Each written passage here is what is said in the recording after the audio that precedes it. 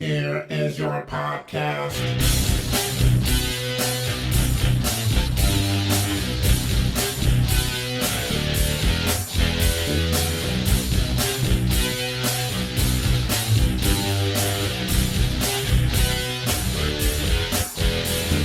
You know, I've been doing this show 9 years. In the beginning, it was great. I got to show up and just talk and leave. That was fantastic. But now Mex sends me this theme song, tells me to put my own voice in it. Lily shows up. She doesn't produce a goddamn thing. All she does is laugh, turn around, and go home. The only thing I don't wind up doing for this show is listen to it. That's your fucking job. Hey, what's happening? Mike Schmidt, 40-Year-Old Boy Podcast. Happy Thanksgiving, everybody. I say that with the conceit of a man who believes that you're actually listening to this on Thanksgiving, the day it comes out, and I doubt that that's true, because Thanksgiving is a day for family, and although, well, come on, I'm nothing if not family to you folks by now, right? We spent 9 years together. Every week I've popped into your houses, I've crammed into your ears, I've drooled into your heads. I don't like that third one so much. Well, maybe I do, actually. I don't mind. I'm a spit guy sometimes. That's a long story that I probably shouldn't tell on Thanksgiving. Although if you've listened to this fucking show, you know what I'm talking about. So yeah, I assume you're listening to this. Perhaps right now you have earbuds in. You're at the kids' table. You know what? Let's strike a blow. Let's strike a blow to the patriarchy, folks. Let's do that. To the hierarchy, to the matriarchy, to every other archy. Let's strike an anarchic blow. Anarchistic? I don't know. But do it. Wear your earbuds. Listen to me at the fucking kids' table. And just and fucking sneer at the ham and point at the sausage and laugh. Is there sausage? Stuffing, I meant to say. And do that too. Although sausage sounds good. You know, there's a sausage stuffing. Perhaps there's chestnuts in your stuffing. I don't know. I know my friend Patrick is enjoying chestnuts in his stuffing. I wonder if he will roast them on open fire. No, that's actually in a month. That's what you do. You roast chestnut. But is chestnut a flavor? By the way, fuck that. I should tell you, I think I talked about this before. When I was in New York, they had roasted chestnuts, like open, road chestnuts, roasting on an open fire. So we stopped. It was me and Brandy and Seth. I want to know what the fuck happened to them. Seriously, because I'll tell you what, any of these people who hire me to come out and like visit them or whatever, or anybody who wants me to visit them, they just disappear into the ether, man. Because like Ahmed, I literally have not spoken to him since the day I walked out of the Kuwaiti airport. He gave me a hug. He gave me 500 Honduran dollars. Or no, he gave me 3,000 Honduran dollars. He gave me 3,000 Honduran dollars and a hug, and he said he really had a good time, and then that was it, man. Disappeared into the mist. I don't know if he listens to the fucking show anymore. I don't know anything about that. Perhaps he's mad I have not recounted all of my adventures in Kuwait. So that's something I should do, I would imagine. But the thing is, then I gotta go back and listen, because I don't know what I told you fucking guys. Do me a favor, here's your homework. While you're sitting there at the kids' table now, eating sweet potatoes, and I hope they're good sweet potatoes. Oh my God, is there anything worse than, like, because I grew up, my mom was a great cook. And then I'd go to my aunt's house, and my aunt was, she was on the curve, on the cusp. She wasn't the best. But she, oh my God, she made like a green bean, they have the fucking green bean casserole that everybody thinks they got to make. Dude, fuck all that. I don't mind a green bean. I actually, when I was a kid, this will tell you a little bit about me, but actually it's not going to be a fucking surprise. Like when I was a kid, my mom would make green beans for the family, and I chose not to like them. I decided I did not care for green beans.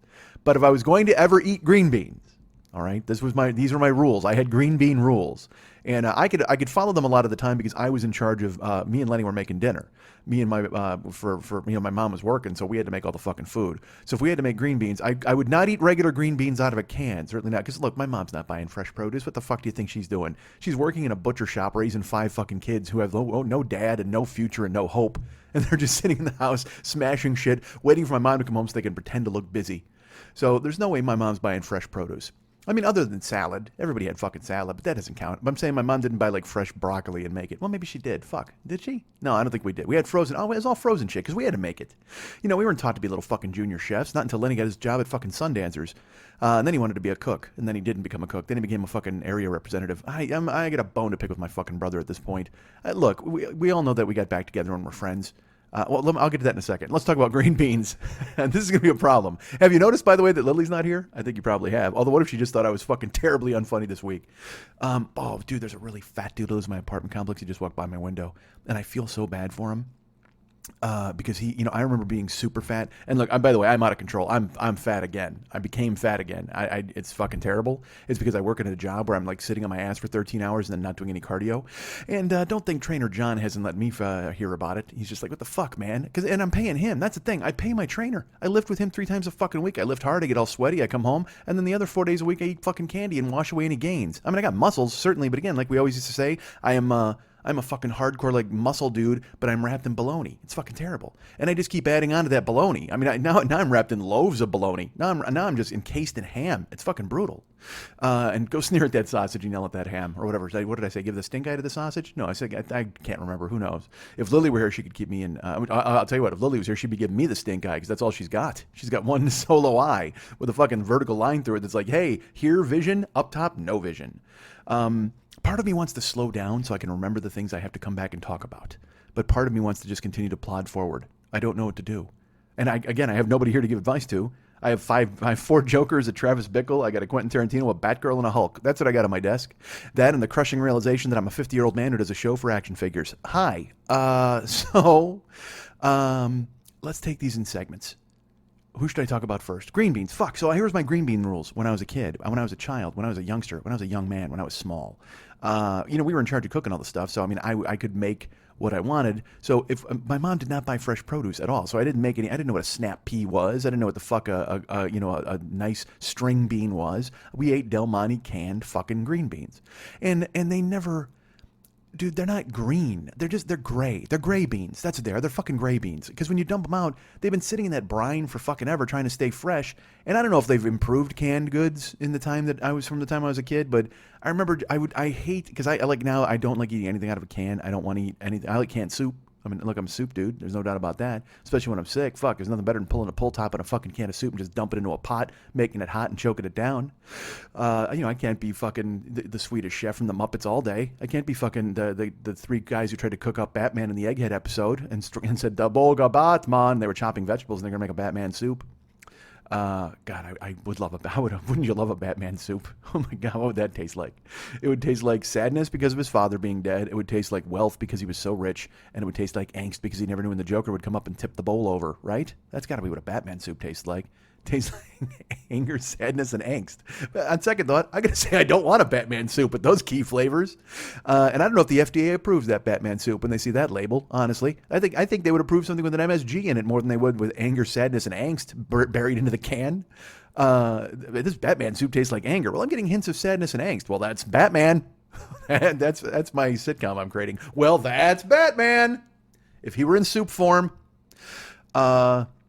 So green beans, I don't like them out of the can. Sam, I am out of the can. When you pour them out, they are green. They're not green. They're gray. Because I like a green. I like a vibrant green. Vibrant. I think I said vibrant. Did I lose an N there? Perhaps I did. A vibrant green is what I'm looking for in a green bean. Because you know what? Fuck you. If your name is Green Bean, you better bring the green. You've already got the bean part down. That's fine because that's who you are. You can't do anything about that. You can't change your shape. You can't change your spots. A leopard can't change its spots. A green bean can't change its bean. You are a bean and you're locked in. That's who you are. You can't be anything different. However, the green part needs a lot of fucking work. I don't even go fuck if you got to put a food dye in there. I don't give me green dye number 6 to convince me that these were green beans at one point, because right now they just look like fucking brined twigs because they are gray and the pallor is awful. They just look like beans that wind up getting the flu or something, or the mumps. Oh, they're so gross. Green beans in the can are disgusting. But and hear me out. This is where things get strange. This is where things get weird with your friend Mike. Hi, your internet chum. Your Thanksgiving pal who's right now at the kids' table with you as you thumb through 4 crescent rolls and realize you don't like turkey. You ever have that dreaded realization? I will tell you that my aunt would make, again, terrible cook. She would make this awful, the turkey, and her stuffing was just, it was just the thing of nightmares. Which makes it sound like the Babadook popped out or something and murdered you. Or, actually, I won't lie to you. Her stuffing had 1 glove with razor blades for fingers. That's exactly it. It was truly the stuff, my aunt's stuffing, truly the stuff of nightmares, because it was served in a glove with razor blade fingers. Oh, my Christ. It just tasted awful. It just tasted really, I'd rather have Batman soup, for fuck's sake. But green beans, man. So they are beans, but they're not green at all. They're more gray. It's the pallor of death. And but it mix in a dye and I'd eat them. But however, here's the dichotomy that is me. Here's the mix them up. Here's the, what are you talking about, Mike? This is the truth. I would never eat the canned green bean. However, and I don't know why, I would eat the French cut canned green bean. I don't know why I made that a rule in my head. I don't know if it made it fancier. I don't know if, like Jefferson, I wanted to have my own Montpelier. What the heck? What the fuck? Montessori? What the fuck was his goddamn estate? I can't believe I can't pull that in a minute. But like him ensconced in his estate as he's tagging black slaves and he's eating French cut green beans. That's who I envisioned myself as, perhaps a Thomas Jefferson, someone fancy. I can't eat a regular green bean because it looked like, again, a twig, but a French cut green bean. Hey, I am fucking on board. Get me on there, baby. You know what I say to that? Bonsoir, mon ami. Open that can of French cut green beans and let me choke them down to my fucking fat 12-year-old face. I'm excited to do that. But again, and literally, I recognize this. I recognize it as the same green bean that is masquerading as a green bean in the green bean can, only they add voila to it, and I was able to choke it down. That was me. I'm like, you know what? I gotta have the French cut ones. Well, dude, it's the same fucking bean. I disagree. Look at this bean. It's solid. It's thick. Look at this bean. It's all flouncy. It's like eating fancy handwriting. That's how I feel about French cut green beans. It's like eating a can of calligraphy. Oh my Lord, is that delicious. You've never lived until you've eaten a can of calligraphy. I don't want to eat block print. I want calligraphy, goddammit. You go ahead and eat the green block print bean. I'm eating the French cut calligraphy bean. Open up a can and stew them up for me. That's a lot of M's. That's what I prefer. So I did. I convinced myself as a child I would not eat the plain green bean. Only the French cut green beans for me, my good man. Please open that can and dispense of them post haste. Put them in the microwave for 90 seconds and watch my fat fucking face go. I will just jam my gob full of French cut green beans in a classy way with my pink in the air and my gold fork. Doubloons. Remember that? All right, so. We actually did have golden spoons when I was a kid. Did I ever tell that story? We had to race to the kitchen to see who could get the golden spoon to eat breakfast with. Yeah, that's my life. 5 kids. I get the golden spoon. We have to call it like you call shotgun. I get the golden spoon because running to the kitchen became a bit unwieldy as we got older and fatter. And look, I was fat. And by the way, so I was gonna say I was fat. They weren't fat, but I was just big. We were all big. We were just big monsters, and yet my mom still beat the shit out of us. God, my mom would just fucking slap me senseless, and I'd take a rope-a-dope. I just literally, when I was a kid, I'd get hit, and it was like, oh, man, I'm getting hit. This blows. And my mom didn't care. She just came at you from all fucking angles. Just swinging like an electric punching machine. Just fucking, you ever see, I forget what it is. I think it was Woody Woodpecker, where he made like a Price is Right showcase wheel, but with like boxing gloves and boots on it. So when you spun it, it punched and kicked you in like rapid fashion. That's what my mom was. My mom, she was just, I told you, she's just an aggressive woman, and she had to keep 5 kids in line. And the more I talk about it, the more I realize that maybe she didn't have to do the things that she did, but that's okay. She did them, and I lived and I survived to tell you the tale, certainly. But, my mom wasn't afraid to throw a right hook at somebody, and women and men alike, and boys, certainly her kids, trying to keep them in line. But I remember a couple of beatings I had to take. I'd literally just cover up, like fucking Ali rope-a-dope against the wall. Hands up around the ears and elbows in so I didn't get in the face, and my mom was just fucking flailing punches from all angles. My mom was just like Aaron Pryor. When I knew I was going to get my ass beat, my mom's across the fucking living room. She'd look at me and she'd just point out one arm, and then the bell would ring and she'd charge at me and just fucking flail me like Aaron Pryor. And I'd have to take it like Alexis Arguello. I'd stumble all over the place for 14 rounds and fall on my face in my blue velvet trunks. But that fight didn't leave an indelible mark on me. Best boxing match I've ever seen in my life. Best fight I've ever seen in my life. Greatest fight of all time. Aaron Pryor, Alexis Arguello won. Go look it up. And if you're going to enjoy it with the bottle I mixed. Or is that the second one? Fuck, who knows? Either way, they're all dead now. Is it Alexis Arguello dead? He might be dead. He just died. Yeah, actually, that was terrible. Oh, that's Alexis Arquette. All right. When you talk this fast and your brain moves that quick, sometimes you're going to mix up Alexis Arguello, famed boxer, and Alexis Arquette, famed transgender. Sometimes it's going to happen, man. And look, I got to be honest with you. I'm assuming Alexis Arquette took a couple of beatings in her life. That probably happened. Although didn't she switch back on her deathbed? Like she was a man, and then she was like, "I'm a lady, everybody," and everybody went, "All right, cool, you're a lady. That's fine." Even they got a fucking giant hog. If you got a cock like that, you don't get to become a lady. I'm sorry. Guys like me with a normal cock and below, you can go ahead and become a lady because you're almost halfway there. But if you got a giant crank like Alexis Arquette, fuck that, man. You got to stay dude. Well, no matter how you identify, no matter what you think, I got news for you. There's a huge qualifier hanging off of your fucking waist, and that makes you a dude. There's no way you can say, and look, I'm sure this is insensitive to transgender people, and now we're going to lose another election. I'm sorry about that, but I'm rooting for you, and I know we're all scared and frightened, and I'm going to be there for you when it comes time. However, in my own personal commentary, if you've got a giant hog, keep it and make it happen. Make it work for you. Do the things you got to do with it. But if you're at Alexis Arquette, you become a lady. And then you have a fucking hilarious cameo in The Wedding Singer, because that is still my favorite part of The Wedding Singer. I swear, I don't care. The whole movie, I like the whole movie. It's funny. I'm not above a Sandler movie. I'm not above enjoying a Sandler, certainly. It's Thanksgiving. We can talk about that, right? I give thanks for a Sandler. I actually liked the Zohan movie when I went and saw it at the fucking theater. I didn't mind. That was the last time I gave him a chance, though. I got to admit, that was when I bailed. And that dude is just like fucking, he's worth like $400 million, Sandler, probably still.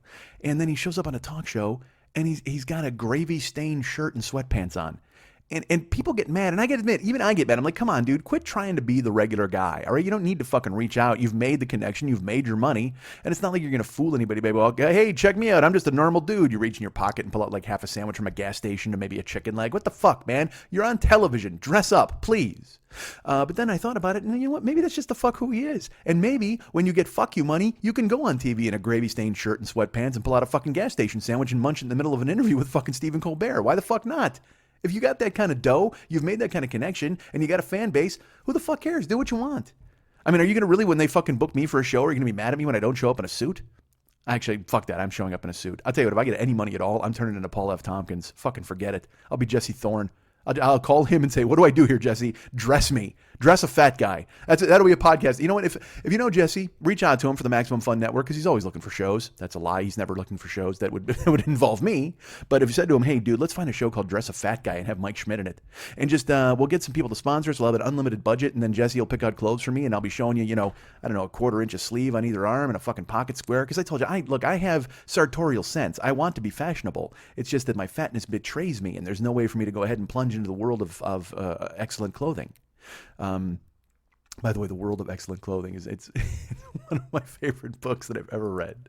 It was actually a Dr. Seuss book, The World of Excellent Clothing, if I remember correctly. That's the author I pulled, by the way, Dr. Seuss. I had to go that far. I couldn't go like David Foster Wallace. No, I had to go Dr. Seuss. That was my fucking pull, because I'm talking in circles. You would think I would pick a fancier book as a fan of French cut green beans. You would totally think that after reading a can of calligraphy, I would be like, dude, here we go. Here's Jean-Paul Sartre. Jean-Paul Sartre. I got to have some green beans to get my accent back. Whoa! That fucking laugh. How the fuck did we spin off into this? Sandler, shows, Colbert Gravy, Zohan. Oh, Alexis Arquette and his big dick. Hi, how you doing? He's in the Wedding Singer, the part where he's singing. He's the singer at the somewhere. I don't even know what it's at, and he sings Culture Club, and Smigel fucking yells at him. It's got to be Smigel, right? Because Smigel does every funny thing in the fucking world. Oh, you know what? Bullshit. Is Smigel the cook in Wedding Singer? Because that made trump Alexis Arquette as my favorite thing. When it's like their commissar comes on the radio and he goes, yes, don't turn around. Oh. Why am I reminiscing about Sandler movies on this Thanksgiving? You don't want that, folks. You want me to be giving thanks for all the cool things that have happened to me in my life, or giving thanks that I've survived a ridiculous life or a boring life. Who knows? I don't know. It was so funny. Someone told me, they're like, you could tell any story and make it funny. And I'm like, yeah, I wish I could tell like good stories. That'd be fantastic. I would love to tell a story about a hilarious encounter I had in a green room somewhere at a television show. But instead, well, actually, I could do that. I think I told that story about Pat. We were at the green room when fucking Pardo was hosting the list and he's yelling at John Stamos. That was fun. But then again, that's just me and my jackass friends. That's not me meeting a celebrity. You guys that's what you want. You want celebrity tales. You want to know about me meeting celebrity people. You don't want to hear about me Ubering around Instagram stars. Which is true. I've driven around like 2 Instagram models, because their name were like anytime. Look, when you pick up somebody named Floey B or whatever the fuck, something's up. Okay, that person's not like, they always say that they're doing background checks on Uber drivers and Lyft drivers, and so which is I'm going to go on the record here now. Good for them. If they did a background check on me again, I don't have anything to find, but it took an hour, because I mean, like I filled out all the shit, and they're like, all right, bring your car in, and I brought my car in, and they're like, all right, man, ready to go on the road. Like, seriously? Don't you want to maybe look into my past or my future? Oh, there's the fat guy again. Oh, he's lumbering. God damn. Yeah, he's wheezing. I can hear his wheezing through the window. Perhaps you can hear it in the background. That's not a fan. I have no fans on at the house. If you hear a heavy breeze in the background, that is this fat dude wheezing. And here's the thing. He dresses fat inappropriate. I'm smart. Okay, I wear like fucking, black shirts and black clothing, and I try to hide because I understand that I'm the fattest man on earth again. But this dude, man, just wanders, and he wears like sleeveless shirts, and he wears sandals or Crocs. And that's just, look, if you're fat, let's talk about this. If you're a fat dude, moratorium on sandals and Crocs. You can't do it. Like if you're in your house, maybe you can wear sandals or slippers. That makes sense. I mean, like when I go to Jill's house, she bought me slippers and I wear them around there. It's fucking awesome. I have to admit, like I thought it'd be stupid, but it's fucking great to just be able to slip on slippers. Because normally I put shoes on because I don't like a bare foot. I don't like my feet uncovered. I mean, I don't like my bare feet. I mean, I love like Jill's bare feet. Holy fuck, I'll jam those in my mouth for an hour. But still, regarding me and feet, I don't want to be. I want to wear socks or shoes. I'm not comfortable walking around as a fat dude or as a dude. Period. As a man with feet, I want to cover them up and hide them. That's the way they should be done. They should be fucking hidden away in shoe boxes or whatever. But here's my other reasoning. Like if you're a fat dude and you go out into public wearing sandals and or Crocs, I don't know if it would be and or. You're wearing both. Yeah, that's how fat your feet are. You put them on sandals and the fat spills out so much you got to put a separate side croc on. It's like a motorcycle with a sidecar. You got to put your foot in a sandal and then fucking have a sidecar croc in there to catch the spillage. Oh, the foot fat spillage. Dude, if your foot fat is spilling off and you need a sidecar to grab it, an extra croc, if you have to employ an extra croc as fucking sandal backup, dude, lose some weight. Do something. Go somewhere. Bind your feet like Chinese style and fucking become dainty. Do whatever you got to do to fucking quit doing that because all you're doing is horrifying passerby or passersby, if I want to throw an S in there. But this dude, so he walks around in sandals or Crocs. And here's when I think about a fat dude who's wearing sandals or a fat dude who's wearing Crocs.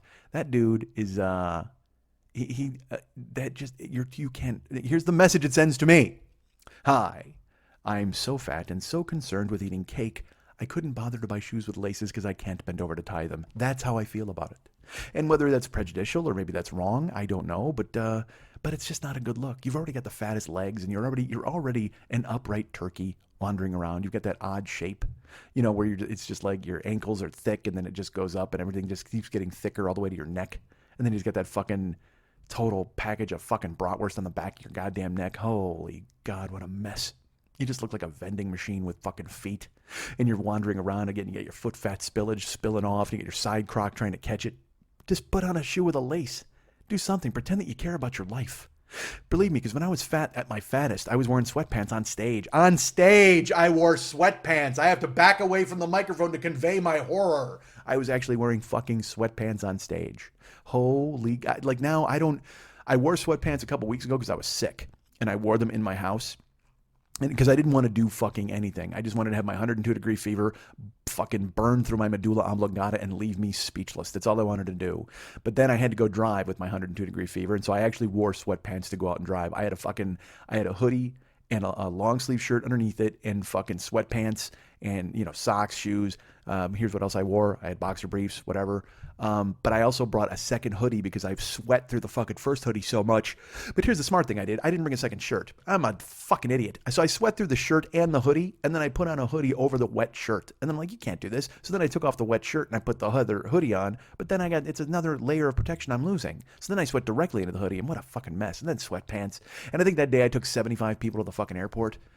And so I had to get out and help them with their luggage. And look, I'm going to tell you this right now. If you order an Uber or a Lyft, tipping is optional. All right. If you want to tip, that's great. I think you should because I'm a driver and B, I'm a man. I'm a human being. I think if somebody provides a service, you give them a couple of bucks, a couple of spiffs. Dude, when I fucking get an entree somewhere and I pick it up, I give them $2 at the fucking register just for the effort. Because that explains why I'm poor. But B, I just think it's a philosophy. Men tip. Humans tip. Tip. But if you don't, fine. That's your deal. And whatever, you're broke or whatever the fuck. I don't know. That's why you're taking an Uber. It's why you don't own a car because you're in a fucking shady position. You need a felon like me to drive you around. I'm not a felon. They did a background check. Anyway. I was going to say they should do a background check on riders. Like I said, they do a background check on me. But sometimes I'll pick somebody up and their name is like 3 hyphens. Like that's the name they use in the system. So I'm like, what kind of Bond villain am I picking up right now with a fucking 3 hyphen name? And I don't mean like Mark hyphen Edward hyphen Wilson. I mean just hyphen hyphen hyphen. There's no fucking letters at all. Or I'll pick up somebody whose name is Chinese characters because they're like a Chinese Uber dude. And it's like, dude, that's fucking fine in their country, but in this country I could be picking up a ninja and I fucking die. He runs a fucking sword through me from my back seat. And it is a Toyota. I know who the first guess is going to be who killed me. But if I pull up and a fucking guy in a fucking black scarf and everything jumps out of a tree, I wouldn't be surprised because he's got fucking Chinese characters as his goddamn. Or they could be Taiwanese characters. I don't know. I can't read any of your fucking pictograph symbols. Get a language. Buy some letters, you fucks. Go on Wheel of Fortune. They got them all there. Pick them up. That's $10,000, Connor. Remember when I did that on Christmas a few years ago and then failed? I didn't fail. I won almost $5,000, but still, I should have fucking won. How have they not had me back for like a losers tournament? Don't they have like a favorite contestant thing where they're like, hey, these are our favorite dudes of all time? They use me on the commercials. I demand more. I'm suing them. I want to be a cast member. That's what I want to be. I want to be a professional hype man. I want to be like the Flavor Flav of Wheel of Fortune. So when anybody gets a good thing, I'm just like, yeah, spin that wheel, goddammit. And they're just like, this is why we hired Mike, because everybody, because fucking Pat and Van are getting old. You know what? This is true. You can look it up. Pat Zajac, Vanna White are a combined 177 years old. How fucking crazy is that? We've grown up with them on television. They've been on television as long as news. How fucking weird is that? They were black and white, then they went to HD, then they became fucking, now they're there, and they're just, and look, I love them. Pat was the coolest guy to me, and Vanna was super cool. I didn't get to meet her. She walked into a room and said hi. That was pretty cool, but I didn't really get to fucking shake her hand or anything, but still, she came in and poked around and said, what's happening? How's everybody? She was tiny, totally small. I think she was smaller than Jill, if that was possible, which is not possible, because Jill, sleeps in a clamshell. So, where were we? What the fuck? See, again, this is what happens when there's no producer. Oh, the reason Lily's not here, by the way, is she's fucked. I guess I should tell you that. She's got a bad eye, but then she got what I got. Remember, I was sick for like a fucking month, and apparently she's got it now because she's vomiting, although I didn't vomit. Look, I only vomit if I want to, man. You hear me? That's right. It takes a lot. The only symptoms that I need to vomit are my index finger and my middle finger. There you go. That's what I got. That's what makes me vomit. I don't vomit when I get sick. I'm in misery and pain. I just lay there holding my balls, waiting for it to go away. Does any other guy do that? You must, right? When you're sick, you just lay there and moan and hold your balls. And I know your wife thinks you're a baby. Let me tell you this right now. Every woman, when you're sick, every woman thinks you're just like a fucking child. You're just a baby and they want nothing to do with you. Case in point, this truly happened this week. This is totally true. This is Thanksgiving. It's Thanksgiving. We all know that. So let's all enjoy our food. Have a cranberry sauce on me. Have a cranberry shooter. So somebody who tries to do something with the cranberries that they shouldn't. They're like, hey, guess what? I made a cranberry foam. Okay, nobody fucking cares. Where's the turkey? Because that's the thing. You grow up eating like regular fucking Thanksgiving dinner, and then you get older, you go to people's houses, and they're just like, hey, guess what I made? It's an almond encrusted salmon fillet, but it's shaped like a turkey, so it's kind of like Thanksgiving. Get the fuck out of here. Where's the gravy? All I want is gravy and a straw. That's all I need for fucking Thanksgiving. Nobody needs to put their spin on Thanksgiving. It's Indians and fucking pilgrims and death and smallpox blankets and a delicious meal. That's all Thanksgiving means to me. It's Columbus coming over here and saying, hey, who the fuck are you guys? We want to take your houses. And they went, ooh, I don't think so. And he went, oh, I think so. And then he invented the gun and shot everybody. Fucking jagoff. See, Columbus is a dick. Pilgrims are dicks. The Mayflower, all dicks. Native Indians are where it's at. Native Americans, I should say. Native Indians. Native Indians are also pretty cool. I like you guys. I like your mulligatawny. I like your fucking non. But Native Americans is who I'm discussing as we murder them now. How the fuck is that happening? Dude, what the fuck? Look, we've talked about the election and we'll probably talk about it more, and I get that. But fuck, how the fuck right now, how am I hearing about Donald Trump's shoes and not hearing about another Native American massacre in the heartland over a fucking oil pipeline? Like, and I'm catching bits and pieces of it because, look, I'm not concerned. I mean, I'm concerned, certainly, but as I've said, I'm a 50-year-old white guy. I'm going to be dead in 25 years. Nothing that's happening is really affecting me just yet.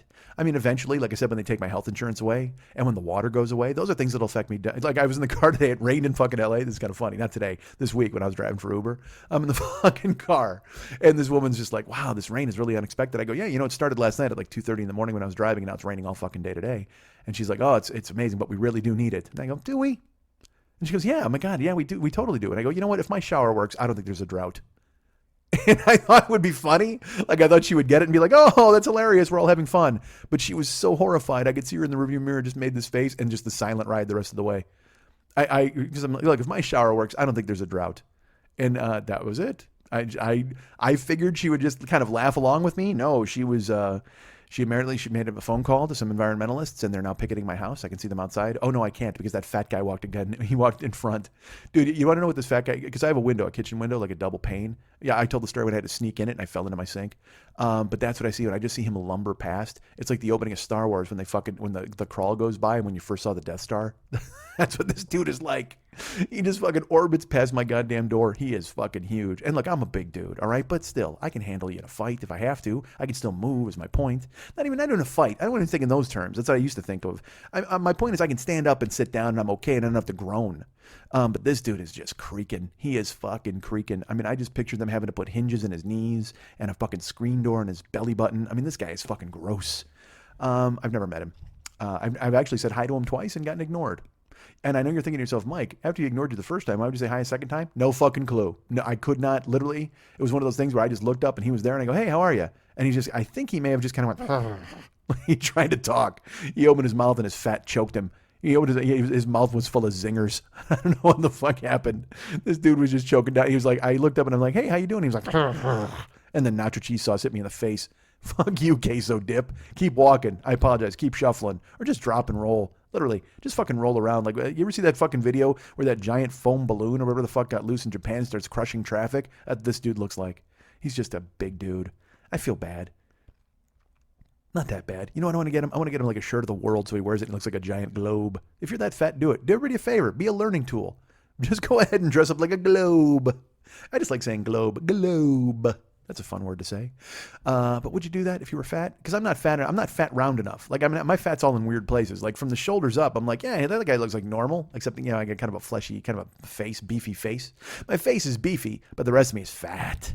Like just above my nipples down. Oh boy, forget it. It's just like a deli counter in pants. I'm just fat meat, just hanging all over the joint. And who wants a taste? Everybody line up, huh? Who wants a free sample? No quinoa salad to be had here, friends. This is just 100% American fucking meat. And it is lurking, and it is walking, but it ties its shoes. I can tell you that. It ties its fucking shoes, god damn it. Don't pretend that you think that I'm a guy who can't fucking lean forward and tie a shoe, because I can. There's a plane going by outside.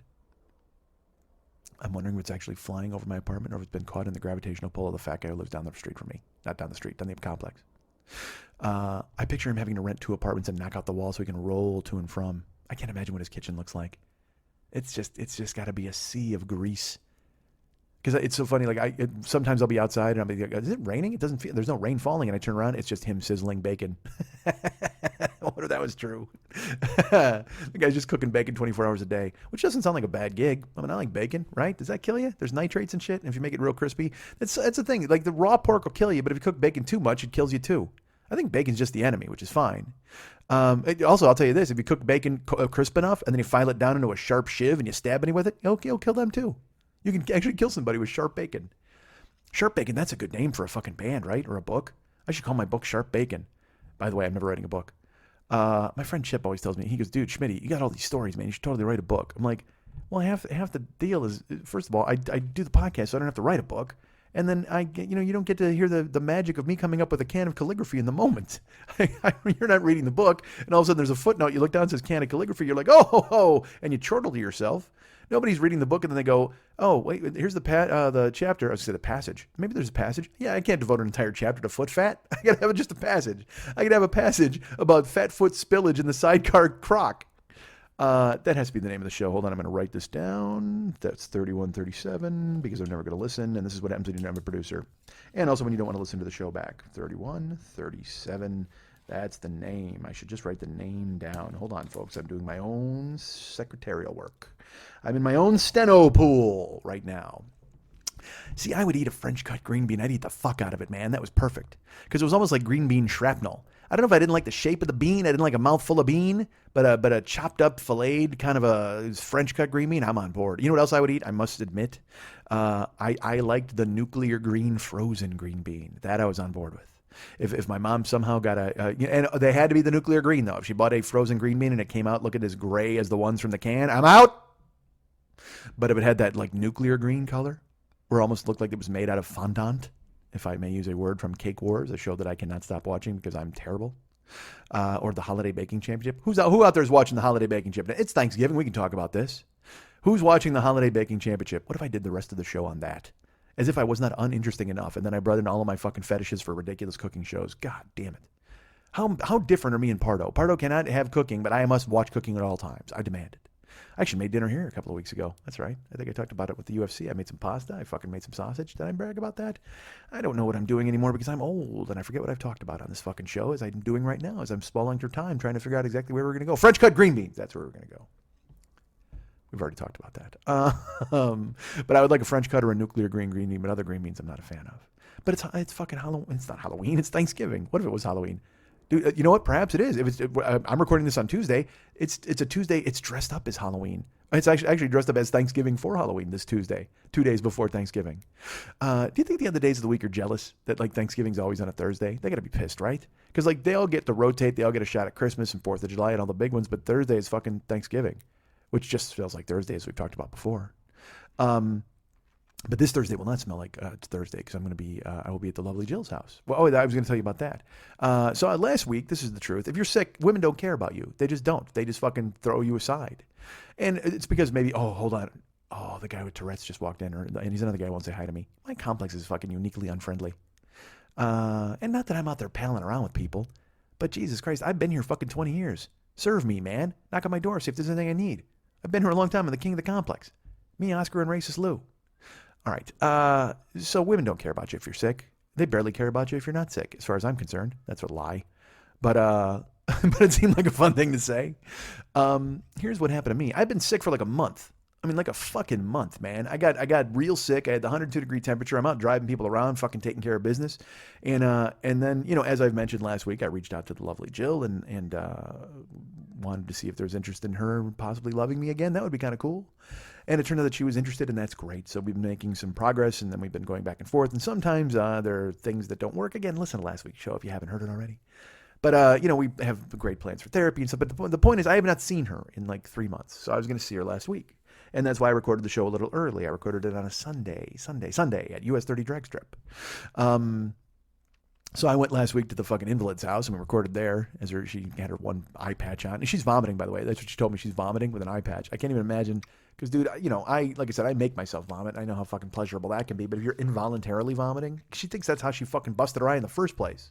So now all of a sudden her body is turning on her again, trying to it's come for her second eye. That's what happened. Her body has come for her second fucking eye. That's right. Oh, you think you can see now? It's going to put a vertical line all the way across. Her eyes are just going to spin like a fucking slot machine as her guts get heaved out into a fucking porcelain toilet. As opposed to what, a wooden toilet? Why'd you throw porcelain in there? It seems unnecessary. That's just another word. Why? What are you doing? Killing seconds? Maybe. So what happened was I went to record at her house last week, and then you heard what happened. And I was a bit shouty on last week's show, talking about a few things. There was some disagreements. But we all came through it in the end. You guys were very nice, and you reached out to me, and you wrote me some notes. I'll talk about that a little later. Because a lot of you have sent things. Well, not a lot of you, but some of you have sent things to me. And you're very nice. And I will talk about those on the backside, on the way out of here. I don't want to talk about it now because we're very deep into this story about not being cared about. And as you know, I'm predisposed to think that I'm not cared about. That's already been covered. But last week, Sunday, I'm at the invalid's house, and we're fucking banking, and we're yakking, and we're yelling, and we're shouting. And then I go to split, and my illness came back. Like I said, I've been sick for like a month. And I had a fever that would flash. It would occasionally show up, and all these terrible things. And so the thing is, you go on WebMD, as I've talked about before, you can talk yourself into having anything. You know, throat cancer. You know, I didn't know what the fuck was happening. But Sunday, I got an even bigger scare because I was coughing, and I started to cough up Kermit's soup, like a bunch of fucking chunks of green and stuff again. And I'm like, dude, this congestion was gone. So then I'm like, do I have viral pharyngeology? Or I think I just made that up. There was mononucleosis, and then tonsillitis, and then acute bronchitis, like all these things I'm reading. And, you know, there's always that one key thing that I don't have that throws me off the trail. Like with mono, you know, you wouldn't be able to walk. You'd be so fucking tired. You'd be sleeping all the goddamn time. Well, I was up and around. I mean, I was living a normal life. It's just I was fucking sick. So then at Sunday, I had this heavy cough, and it would come and go periodically. So I started coughing deep in my fucking chest, and you know, coughing up, like I said, some green stuff. And you go ahead and you spit it into a napkin or a Kleenex, and you throw it away, or you spit it into a toilet or a sink if you're in your own home. You don't want to do that anywhere else. But sure enough, I coughed and coughed and coughed, and then I spit up, and then hey, guess who came along for the ride? Some blood. So Sunday, I coughed up blood. And that I'm going to say that was not good, right? So I was talking to my doctor on Monday morning anyway because I needed to get some confirmation because I had taken that Lexaquin, some 750 milligrams of Lexaquin. I took it for like 5 days, and he's like, don't worry, this will bang out whatever's in you. That'll be fine. I said, great. So I took it, and then that's what I'm saying. The night of the finishing of the Lexaquin, I started to cough, and my throat still hurt, and my gland was still swollen. And then Sunday blood came along for the ride. Little hitchhiker. Coughed it up. Little some psylli from inside of my lungs came along and said, hey, how you doing? We don't want to be in your body anymore. It's a shit show in there. Whatever the fuck. That blood is like, dude, have you seen the inside of you? It is fucking terrifying. Just get us the fuck out of here.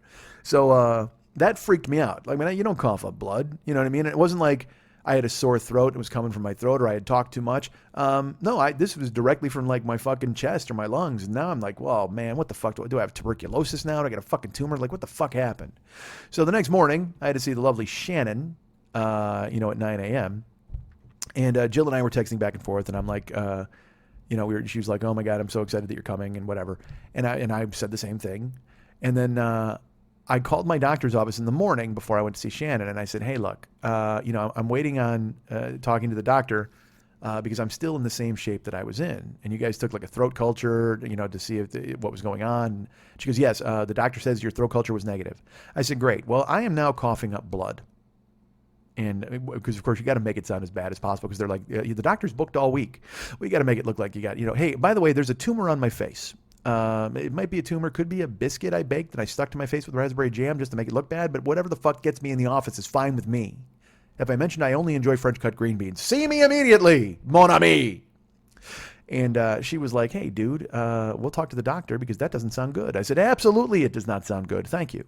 So I ducked in to see Shannon, and I got out of Shannon's office around 10 a.m., and I was supposed to go to the gym and work out, but I did not feel so great because of the, the stuff in my throat, the blood and the nonsense. So, and then Jill texted me and I texted her. I said, I can't wait to, see you. I'm getting this wrong. I talked to my doctor and my doctor was like, you need to see a specialist and you need to see the specialist on Wednesday. And I was like, all right. Now the thing is I'm getting on a plane Tuesday morning to go and see Jill, as I mentioned on last week's show. And it was going to be our reuniting. We haven't seen each other in a long time, and I was very excited to go. And then the doctor's like, dude, if you're coughing up blood, you got to fucking get this taken care of. Like, go now. Here's the doctor's name, and you can call him, and probably Wednesday is when he'll see you. So I said, all right. I called his office, and they said, yeah, we can see you Wednesday at 4 o'clock. I said, great. And then I hung up, and then Jill was at work. And I'm going to tell you this, and I don't know if you care. I don't give a fuck if you care, honestly. I'm just going to talk about it. No, I care if you care. Well, you care, everybody cares. That's fine. But basically, I texted Jill. She was like, oh my God, I love you. I can't wait to see you this week. And I said, honey, I am never going to stop touching you this week. I'm so excited. Now, I already knew that I was going to the doctor on the specialist, and I was going to have to bump the trip. But she was at work. Now, hear me out, okay? Hear me out. And I guess you can have a vote. This is like when we voted whether Karen was going to get the John Cougar tickets or not. Remember that vote? Remember that poll when everybody thought, the first time all of you thought I was a fucking terrible person? Well, here's another one. So basically, I knew that I had to cancel the trip. But then Jill texted me. She's like, I love you, honey. I can't wait to see you. And I wrote, I'm never going to stop touching you this week. I'm so excited. And then like I said, I already made the appointment with the specialist. It was 10:20 in the evening. Whatever the fuck. You don't give a fuck about a timeline. This isn't Perry fucking Mason, and I'm not on trial. So, but the thing is, I guess I should have said to Jill, hey, hold the phone on that. We've got to talk about this trip deal. But she's at work. Now, when she's at work, I made the executive decision not to worry her because I didn't want to, I wanted to talk to her face to face about it. I also wanted to check on dates that when I could replace the trip. I didn't want to just say I couldn't go without knowing for sure what the dates were. I mean, I knew I couldn't go, but I was just going to bump it to the next week. I was fine with that. And also, I didn't want to do this thing because this thing drives me crazy. Now, I find out now that maybe it's just me who's driven crazy by this, but I didn't want to text, hey, we really have to talk tonight. I love you. Have a good day at work. Because that's just fucking showing somebody the hand grenade. You know what I mean? That's just literally going, hey, there's a bomb under the table. I mean, all you're doing is waiting for it to go off. There's nothing good comes from the conversation. Hey, we really got to talk later. All right, love you. I mean, and that's just to me. Maybe it's just to me, maybe not to you. I don't fucking know. But I thought I was doing a good thing by not ruining the rest of her workday by making her obsess over what the fuck we possibly had to talk about. Now look, did I make that decision because I would have been the one who would have obsessed over what we had to fucking talk about? Certainly. Did I cast my own feelings and project my own thoughts into this? Yes, I did. But again, I wanted to talk to her face to face, but also I thought I was doing a good thing by not saying, hey, we really got to talk tonight and ruining the next 5 hours of her workday. So, I go out that day. I record a Never Not Funny podcast. I can now talk about that, folks. Hey, I'm on Never Not Funny. Go download it. Remember last week when I plugged a show and I'm like, hey, I did this show. I did Never Not Funny with Jimmy Pardo, Matt Belknap, Garen Cockrell, and Elliot Hochberg. And I was very happy to do that show, and it was great. I'll tell you what, it was the best I felt doing that show since I left. I've done it, I think, 3 times, and then a live version, too, with them. Oh, Fatty just walked by. God damn those arms. What a mess. Ugh. Wear a Globe shirt. Be a teaching item. Be a tool. Be a tool for knowledge if you're going to be that fat. I guess you're already a tool for knowledge because people are like, because the human body is an amazing machine. Because if you're able to walk with that size and that weight, I mean, when I think about it, dude, I weighed 500 pounds. And I would walk up and down stairs. I mean, dude, how fucking strong am I, first of all? Second of all, how strong are my bones and my body? Because they're just doing a yeoman's work by taking care of a fat dude like that, right? And lugging me all over the goddamn planet. And then there are those people who their body eventually quits and they got to fucking, lay in the house and just get fucking food shoveled into their face.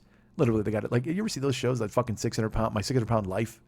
It's always some sad person, and then their family is just shoving fool's gold loaf into their mouth, just like, hand molding stuffing and corn into balls and then just shoving it down their throat. And then they show them in the shower. This is one chick, man. She fucking had to get washed. And again, there's that joke, I wash myself with a rag on a stick from The Simpsons.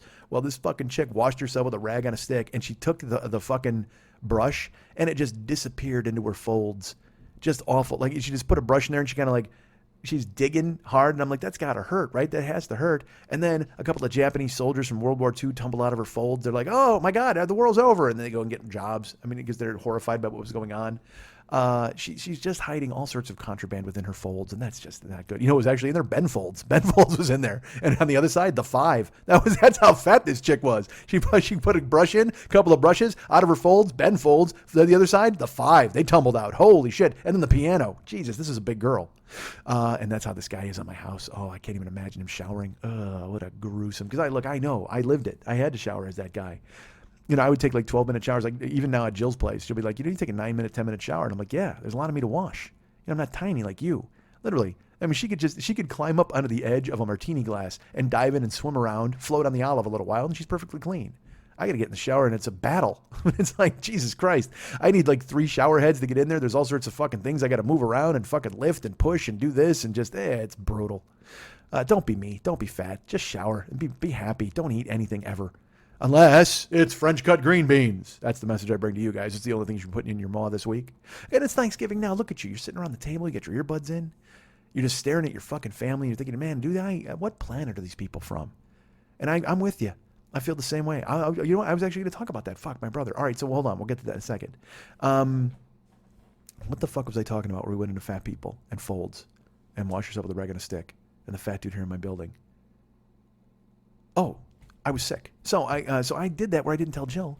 And then that night, Monday night, I will tell you this. I'll thank this person now. Mike W. I don't know if you want me to say your full name. Mike Waldbillig. I'll say it. Why not? Mike W. This is a listener who's an unbelievably cool guy. He lives in Georgia. Now I'm giving you everything. I'm giving his address and everything. Fuck. He's from the Deep South. This is a dude who he wrote me an email. And he's like, look, dude, I know you don't ever read your emails, so this is going to be fucked. But I have a time-sensitive offer for you. I've never been able to, donate the way I want to the show. So here's this. I have 2 tickets to Temple of the Dog in Los Angeles on November 18th, I think it was. No, the 14th. Last Monday. And he's like, I get 2 tickets to Temple of the Dog. If you want them, they're yours. The only thing is they're hard copy tickets because I'm an old person who gets hard copy tickets sent to him, and I have to mail them to your P.O. box. So if you want these tickets, I have to send them, but you have to get back to me, obviously, because we're going to have enough time for me to send them. Now, I should tell you, he sent me this email like in early October, perhaps in late September, when he really should have been back at school. I'm not going to lie to you. He's sending me fucking concert tickets, but he really should have been back at school. Sorry, that made me laugh. All right, so goddamn, you know what? Fuck me. I'm great. I'm really good at this. I am. I'm fucking, sometimes I hate me, sometimes I love me. Last week I didn't like me very much, but then last night I did 20 and I love me again today. I'll tell you about it later. But I'm fucking, look at me. We're getting through this. We're almost an hour in. I'm talking. I'm funny. I'm glib. I don't need a fucking supervisor. My teacher took the day off. So you know what? This is like being an independent study, and I fucking got it done, man. I got my assignment done. This is perfect. I feel glorious. I feel like a Frenchman. I feel French cut.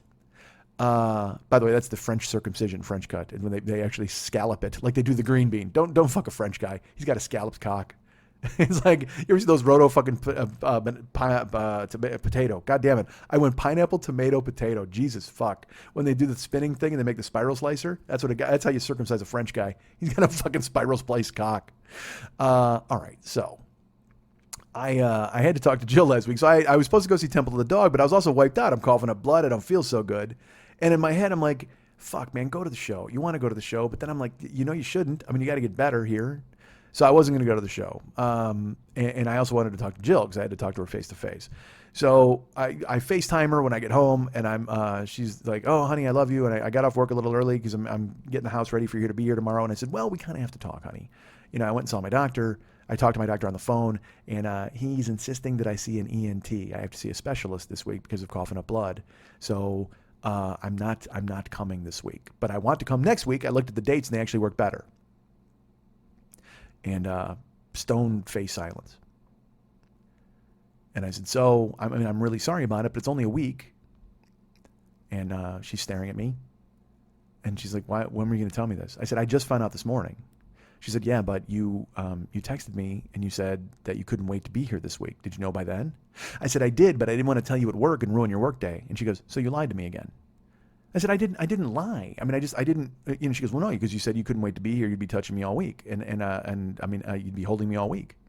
And I said, but it's not a lie. I mean, but I guess technically it is. I don't fucking know. All I know is she's staring at me and she won't talk to me. And I'm staring and I go, did you hear that I'm coughing up blood by any chance? I mean, look, it's not rivers of it and I'm not, fucking Linda Blair, but holy fuck. I mean, isn't that a thing?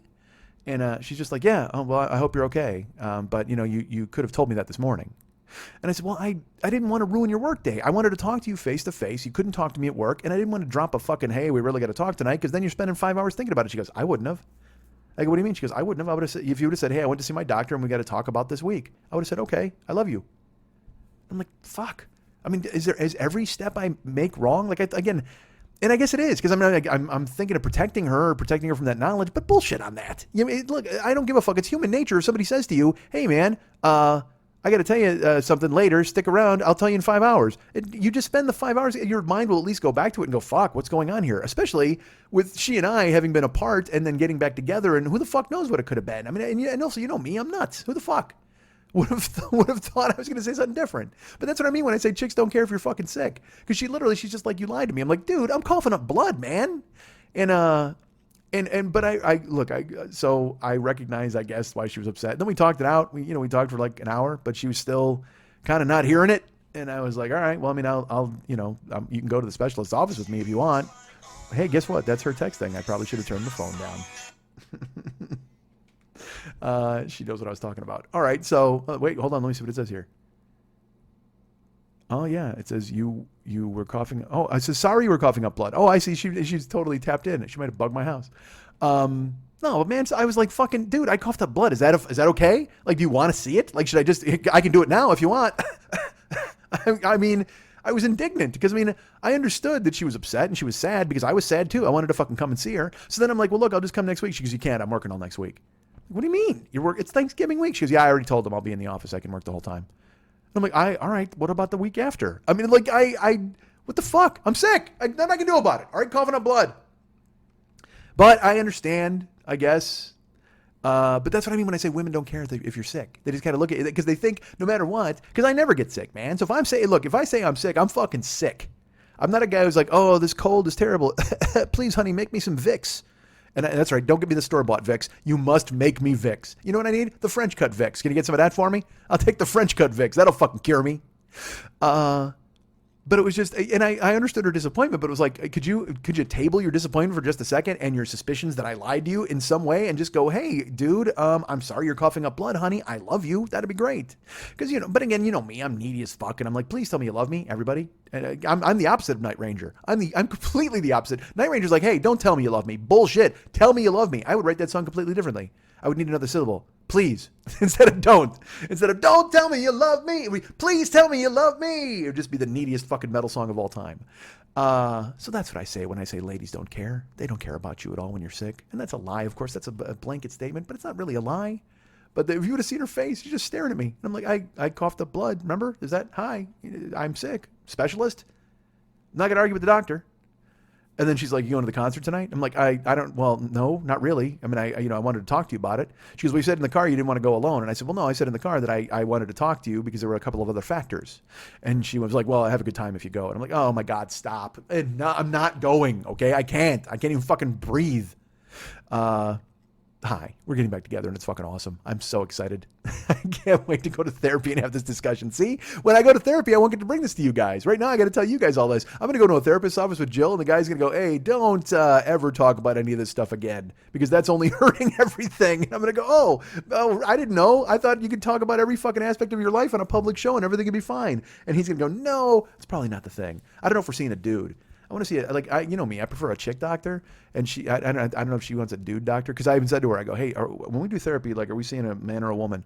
And she's like, honey, I know you'd prefer to see a woman, so I'm happy to see a woman doctor. I said, well, I want it to be fair and honest, and I want you to be comfortable too. So I want you to see whomever you want to see. She goes, let's just find somebody who knows what they can do and they can help us. Let's just find somebody that's qualified. I'm like, all right, that's a novel idea. I was looking for tits, but sure, okay, I guess we can look for qualified. That's a lie. I'm just more comfortable talking to a woman. I don't know why. Because I want to fight every guy I see. No, that's not true. Yeah, actually, you know what? I should see a guy therapist to get to the bottom of why I don't want to see a guy therapist. I'll see a woman therapist for all the other stuff, and then a guy therapist about why I don't want to see a guy therapist. Do I associate them with my father, and I never get to talk to my father growing up? Who knows? But I put it to you, apparently. I make you guys figure it out. I don't fucking know. Yeah, we're all fucked up. My family's fucked up. Like I said, I got a bone to pick up with my brother. Ha! I remembered it. My brother is like, well, first of all, they're having Thanksgiving together. Like, and I didn't get an invite. I mean, I guess I didn't expect an invite, but my brother Lenny is getting together with my brothers Andy and Scott, and he's like, oh, it's the tradition, man. And whenever I'm in Chicago for Thanksgiving, it's just my brothers Andy and Scott's girlfriend, and my daughters, and we have a Thanksgiving. And I'm just like, dude, you didn't even return my texts. And here's the thing, like, for years I didn't want to fucking talk to him. For 12 years we didn't fucking talk. I wanted nothing to do with him. And now that we're kind of talking, like, I find myself going, hey, you in town? You want to have lunch? Hey, you want to do something? And he's just like, yeah, no. I'm totally busy with stuff. But I think I told you guys a couple of weeks ago, or a month ago, or I don't know, 5 years ago, I have a tenuous relationship with the grandparents and family on my father's side, in that tenuous meaning that if they ever showed up, I would throw a tenuous punch at whoever showed up. Tenuous? I would throw a tenuous punch at whichever of them called me.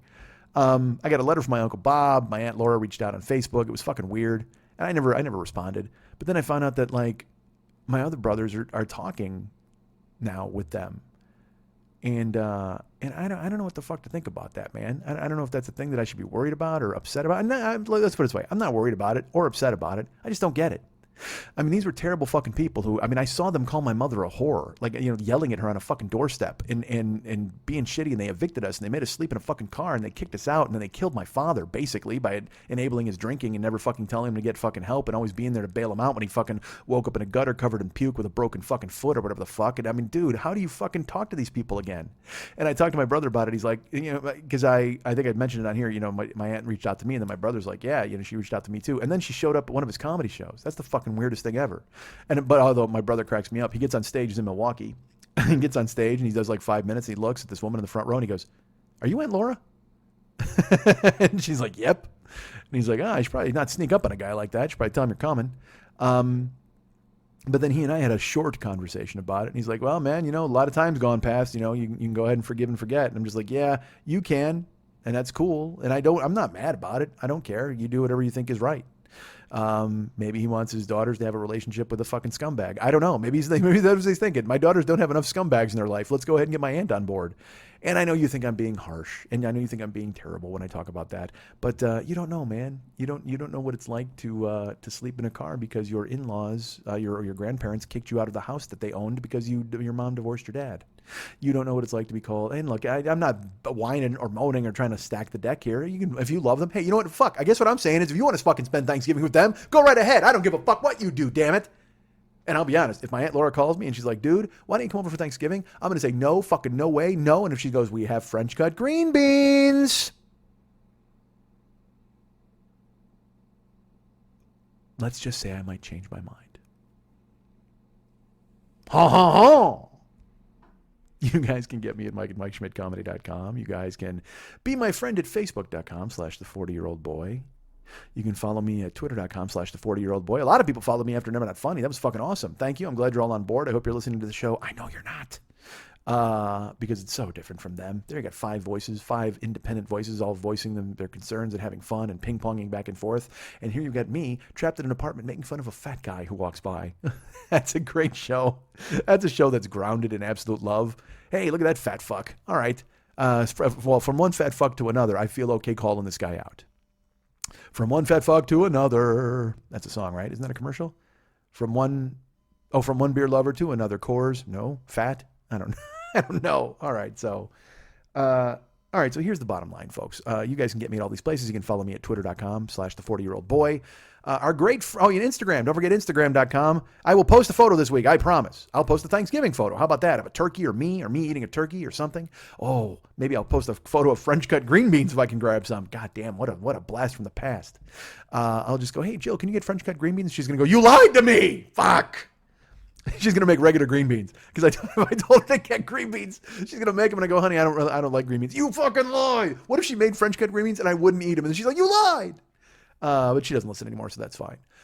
So find me at all those places. I'm at Instagram at Mike40YOB. So I'm lurking on there. So find me at Instagram and Facebook and Twitter. And I used to be on Ello and Peach and all those other fucking places, but I think I bailed. I think I'm at Google Plus. And I don't know. I'm somewhere. Find me out there. That'd be great.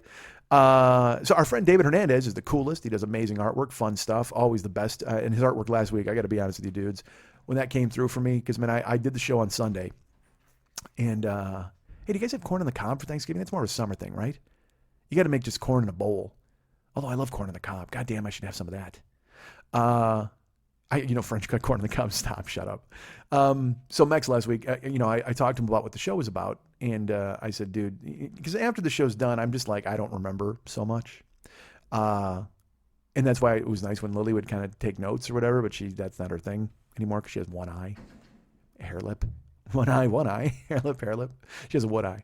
So I talked to Dave and I'm like, here's what the show is about. It's basically me falling apart. It's a therapy session, whatever the fuck. And we talked about it and we reached the accord on what it was going to be. The artwork, he had ideas, I had ideas, and we came upon what was last week's art, which is fucking phenomenal. God damn it. I would love that on a shirt or a poster. It's just fucking gorgeous. Me on the cross with being attacked by my own bees. It's just, I loved it. And then he heard the show and he wrote me and he's like, hey, that's not what the show was about at all. Hey, what do you mean? I go, I know it's exactly what it was about. It was basically me tearing myself apart. And he's like, no, I don't think so. I think there was a different theme and I could have nailed it. I wish you would have been more specific in that. So that's where the disconnect comes in sometimes when I don't have like a Lily, like when Lily would edit the show and she couldn't get a hold of me, or when I can't get a hold of Dave to do the artwork the way I want it done or the way he wants to do it. Because I leave, dude, he does, he's got carte blanche to do whatever he wants. We talk about it and bang it out, but then he's going to send me something. I know it's going to be brilliant. I always trust in his brilliance. And I felt mad. Like I felt actually more disappointed. Like I let him down. And also I used this song last week that I should not have used because I have a ton of songs from Dave, but they're from a long time ago. So he doesn't care for me to use those versions. He's like, dude, sonically they just sound bad. He's like, I don't know about me sounding bad or whatever, but just the recording is tinny. He did it in a home studio, less sophisticated than the one he has now. So, a couple weeks ago he did Hey You to close the show. It was fucking phenomenal. So then last week I was editing the show and I went, you know what? I really want to use a song. And I used Sorry Seems to be the hardest word because I liked some of the lyrics. I thought they definitely applied to the theme of the show. And I used it. And then he texted me and he's like, yeah, why'd you use that song? I'm like, I fucked up. He goes, I thought you were going to run all music by me. And that's true. I did make an agreement with him where I was going to do that. And I fucked up. It was 1 a.m. by him. I didn't want to call him. And I made an executive decision. I put the fucking song in. And he's like, I'm not mad. And he's never mad. That's the thing. It's like he's the weirdest leveled mood guy I've ever met in my entire life. And I don't know if it's fucking chemically or if just he's been so zen for so fucking long that he doesn't get upset. When he does get upset, forget it. That's the thing. He's one of those dudes like where you're like, he's Bronx Tale. It's like, now you can't leave. He's like all nice and generous and fun until, it comes time to be not nice and generous and fun. And he's going to fuck you up. But that's who he is. And I'm, I'm all fucking, I'm flying off the handle and I'll fuck you up in the beginning and the end, but I try to also be nice somewhere in the middle, right? I think so. Hey, I think it's my first right on this podcast. Is it? Usually when I'm solo, I do a ton of them. Right, KC, you fuck. KC's a listener who texted me right. Right? Shut up. So I did David a service last week in using his song, and I apologized to him in text. I go, look, I won't use music without asking you anymore. And so I can't make a last minute decision to throw music in here, which always, because I love his music. I love, to me those songs are great, and he's just like, nah, dude, it doesn't sound good, and I understand that. Like, if somebody pushes a photo of me and my fucking hair looks stupid or I look fucking fatter than usual, I'm like, I wish you would have fucking asked me. So I totally get it. So. I don't even know why I'm telling you guys this, just a fucking peek behind the curtain of what goes on at the three-headed monster of 4-Year-Old Boy Industries. But I use the song, and there won't be a song this week. I'll figure out what the fuck to put in here. But to make up for it, to make up for my transgressions, do me a favor. Go to stop that. Go to artbydmh.com, artbydmh.com, and see our friend Dave's cool stuff that he sells. He's got a ton of these barbarian paintings that he's done. He's got also Valscapes and Gaikons and amazing artwork for sale, and he can do custom stuff for you too if you wanted to order. With Christmas coming up, how about a picture of you and your fiance, just like a lovely photo of you and your girlfriend, you and your fucking wife, like a portrait or a portrait of your parents. Give him a photo, he'll do that. I mean, he's fucking really, really good, and you can see it on his website, artbydmh.com, artbydmh.com. This is the time. This is the place. If not now, when? If not here, where? So order from him, man. Get him on board and get him doing something. Let him do something. It's not like the guy's up all night doing my artwork and recording songs for me, for fuck's sake. Give him something to do with the fucking 4 minutes of free time he has in his daytime life, his day life. God damn it, I can't talk. So artbydmh.com. First of all, you can go to facebook.com/David Mex Hernandez and be his friend, and then go to artbydmh.com and send him a request. Make an order, buy something, do something. Get off your ass. And you're sitting there now at the card table. I'm sure they're bringing the pie out. And there's a mince pie. What is mince? Fuck mince. I'm not a fan, because when I was a kid, when I first heard it, I thought it was mint pie, and they bring it out and it's like black. And I'm like, fuck, I don't want that. It doesn't look like mint at all, because mint was green. As we know, I like a nuclear green, folks. But on Thanksgiving, they bring out the mince pie and they cut it up and then you bite into it. And you know what it tastes like? A fucking driveway. That's what mince pie tastes like, with raisins. It just tastes like asphalt with raisins in it, because that's what it looks like. So when you're a little kid, that's what your mind goes to. The color and the shape. And then you bite. That's, by the way, if your mind goes to a Foo Fighters album. You go ahead and you scoop it up, and it tastes like sacrete with raisins in it. You're just like, oh, fuck, this is awful. Now, look, my palate is educated now. I'm not saying I'd eat a green bean from a can, but I'd certainly eat a mince pie if you wanted to give me one, and I'd choke it down. But there at your card table now, you're looking, there's pumpkin pie, perhaps there's blueberry pie. Is there a fruit pie? You do a fruit pie?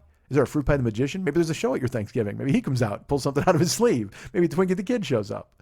Yeah, I like a pumpkin pie with a Cool Whip, and I make the Cool Whip dome over it. I hide it so you can't see any piece of pie. Like almost half the container of Cool Whip goes my one big piece of pie. That's how I eat it. It looks almost like, whenever baked Alaska with that like white stuff around it. Yeah, I just cover my pie in Cool Whip. God damn it. And look, I'm a whipped cream man. I like a fresh whipped cream. There's a place called Killer Shrimp here that serves like a pecan pie with a homemade whipped cream. God damn, there's nothing better than fresh whipped cream. It's so good.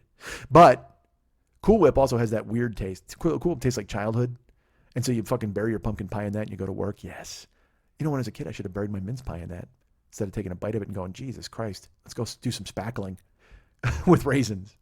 So buy something from Dave, I guess is my point. As you sit there right now and you look around and you see your uncle and he's got his belt loose and he's reaching into himself. And, it used to be when you were a kid, you were like, thought it was funny. And now you're just like, that. My uncle's playing with himself at the fucking kitchen table. That's not happy at all. I mean, this is a grim dining room. We're supposed to be relaxing, maxing and relaxing after eating turkey, waiting for tryptophan to kick in. And then I get to look over and I see my uncle juggling his balls like fucking Humphrey Bogart on the stand in the fucking Kane Mutiny. Jesus Christ, put him down, friend. Quit queeking it up at my goddamn Thanksgiving dinner table. All right. So go buy stuff from Dave. Ryan Dirks is our web dude. You can go to facebook.com/Ryan Dirks and be his friend and tell him he does cool stuff. And I'll think of more stuff for him to do coming up in the future. Our producer is Lily Von Stupp. She is the producer of the show and also my great friend. And she got bad eyes. She's throwing up. Write her another thank you note. I will say this just because her GoFundMe page is still up there. If you want to help her out, great. And those of you that have, thank you. You're so fucking amazing. And people still are, which is ridiculous to me. You're so nice, but not ridiculous to me. I should put it, because Lily's the best and she's got friends all over the place and some of them are just hearing about it. So thank you. Anybody who's fucking helped her out. And if you want to, please send her address, her address. You can send her to let her know because she wants to send you a nice little thank you because that's making her happy. And, when she's not home throwing up, she's home writing thank you notes and it makes her very happy to do so. So please get her address to her, your address to her post haste. If you want to go ahead and contact her, like I said, go to facebook.com/Lily Von Stupp. And I don't know if she's got any friendships left, but you can write on her wall or say hi or tell her get well soon. But if you'd like to write her a personal note, and ask her how to spell. You can write her at lily@burlesque411.com. Sorry, you're in the middle of Thanksgiving dinner. How fucked was that? That's Lily, Lili, @burlesque411.com.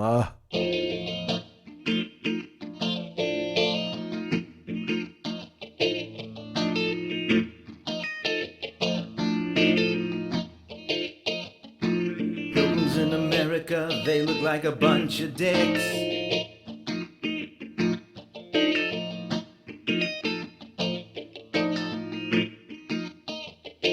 Checking out the buffalo and they're scoping out our chicks. Pilgrims in America, I'm a Native American. This is where I was born. I'm afraid of your Bible. I'm afraid of your porn. I'm a Native American. I'm afraid you can't stay. We don't want country music. We don't want Subway. I'm a Native American.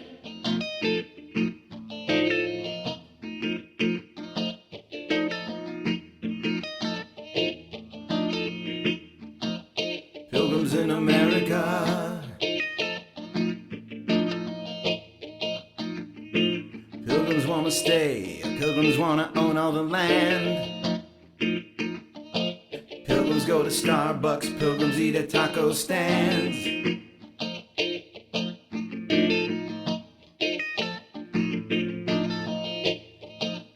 Pilgrims in America. I'm a Native American. This is where I was born. I'm afraid of your Bible. I'm afraid of your porn. I'm a Native American. I'm afraid you can't stay. We don't want country music or to eat at Subway. I'm a Native American.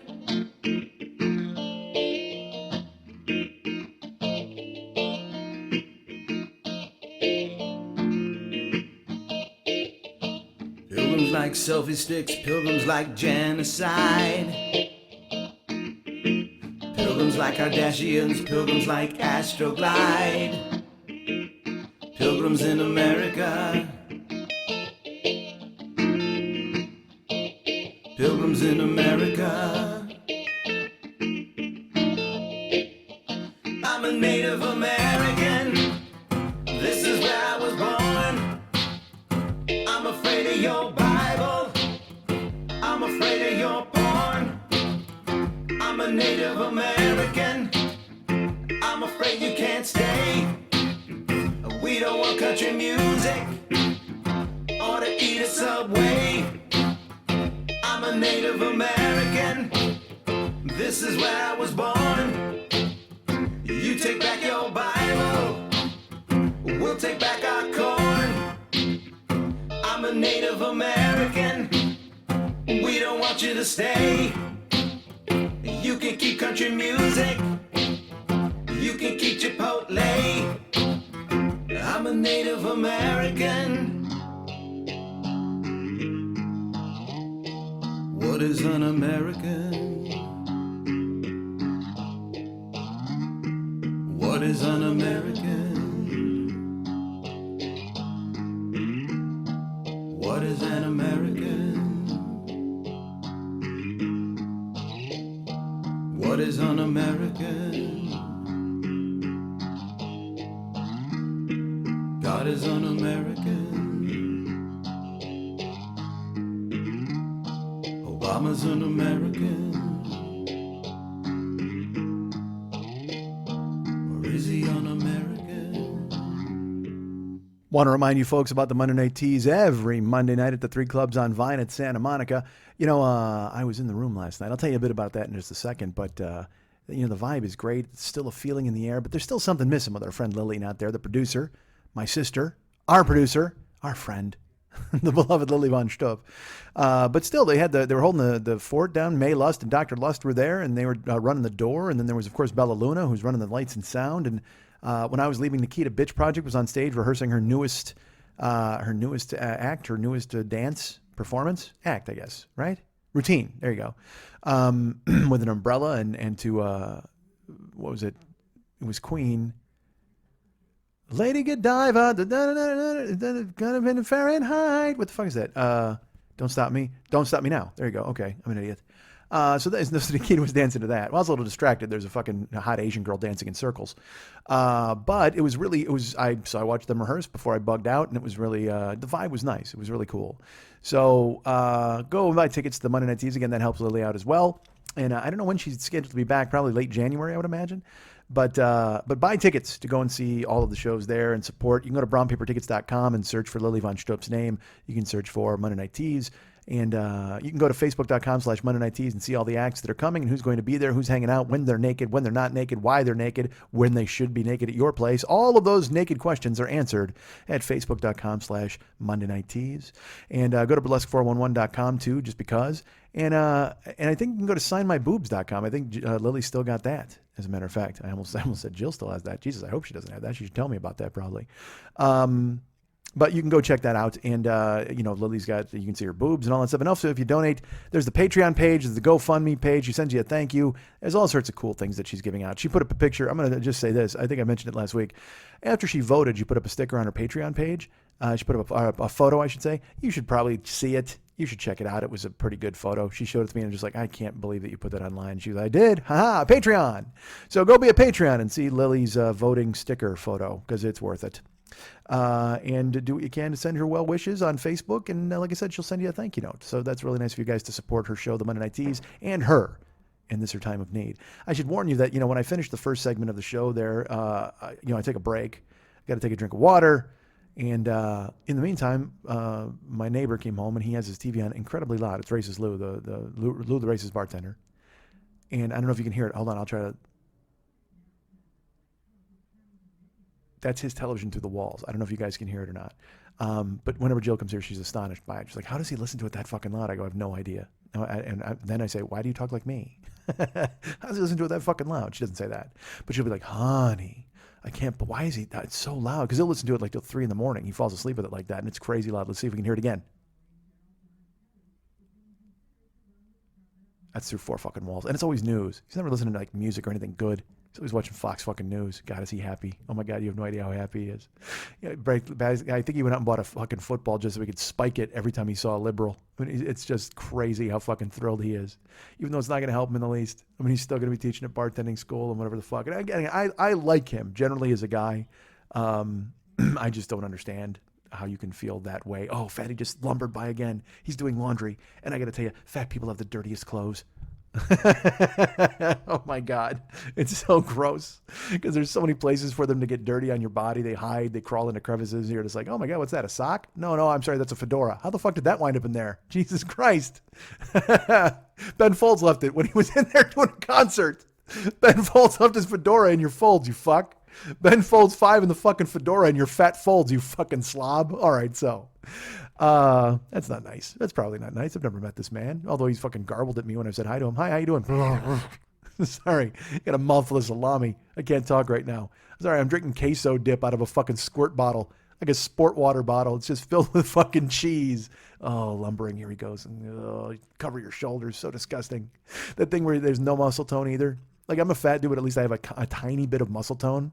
But he's just like, man, fucking, it's just his shoulder bleeds into his fucking chest, into his fucking hips and his thighs. And it's just he's like that Michelin tire guy. You ever see that dude? But even that guy's got some tone because he's like layers.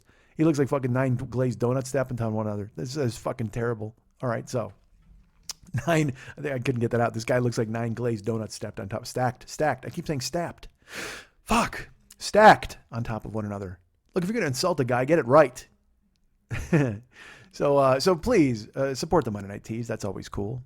Because if you support Lily there, then she'll be able to keep her other shows afloat, like the Velvet Tom Cabaret. But more importantly, 2020 has done it again this week. That's right. The show was last night. We had a very fun show. And I'll give you a little peek behind the curtain. I didn't promote it at all other than on here. I didn't tweet it. I didn't Facebook it because I'm fucking terrible. Usually Lily does that stuff and I just let her do it because I don't want to fucking beg people to come see me. I don't want to be going, oh man, you should come here. Oh man, I'm great.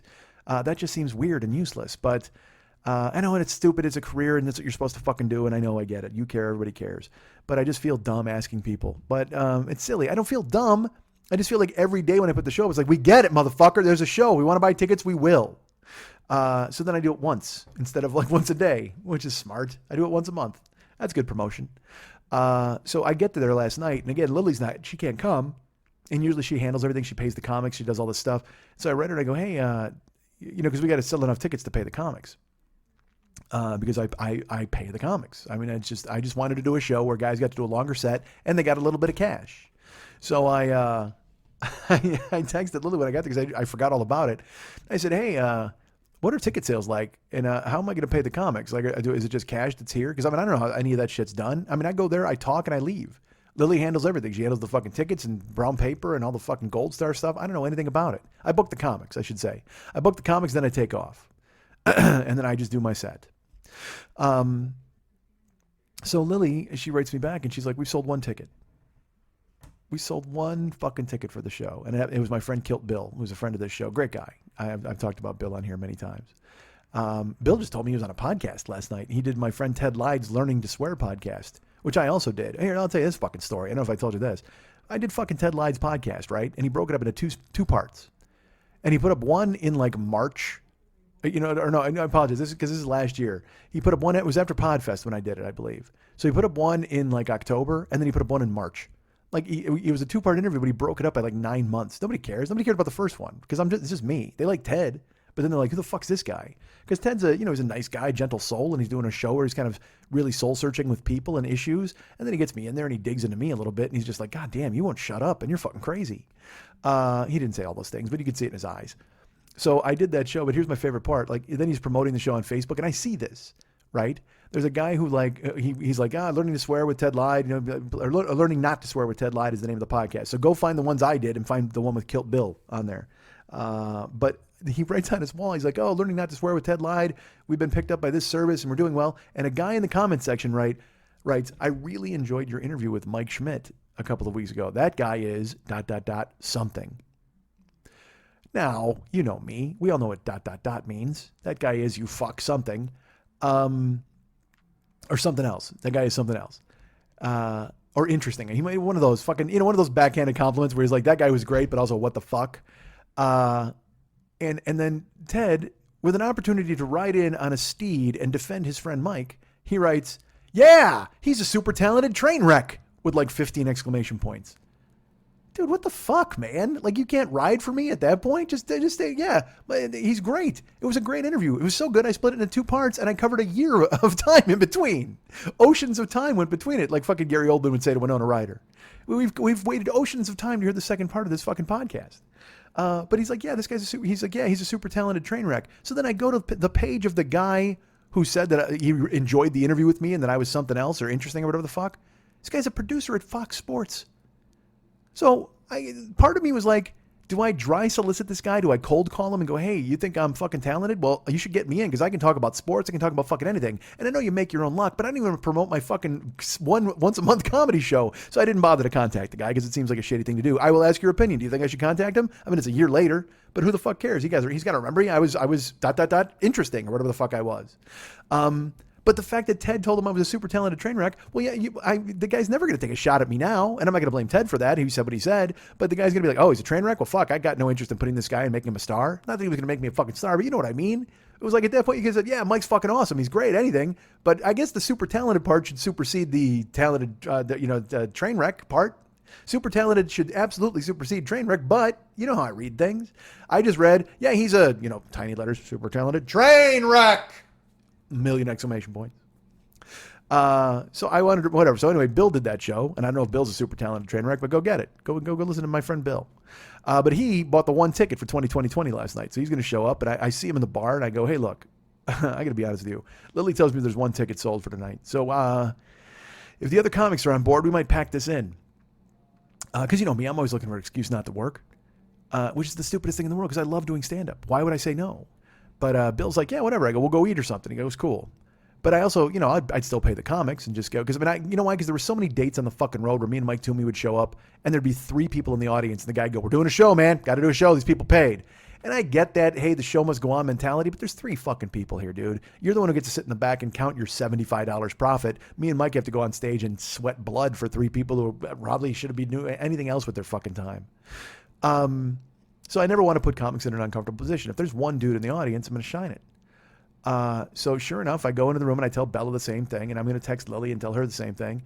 And I say, hey, look, if there's 1 ticket sold, maybe we should probably just kind of wrap up this entire enterprise here. I thought it'd be getting better.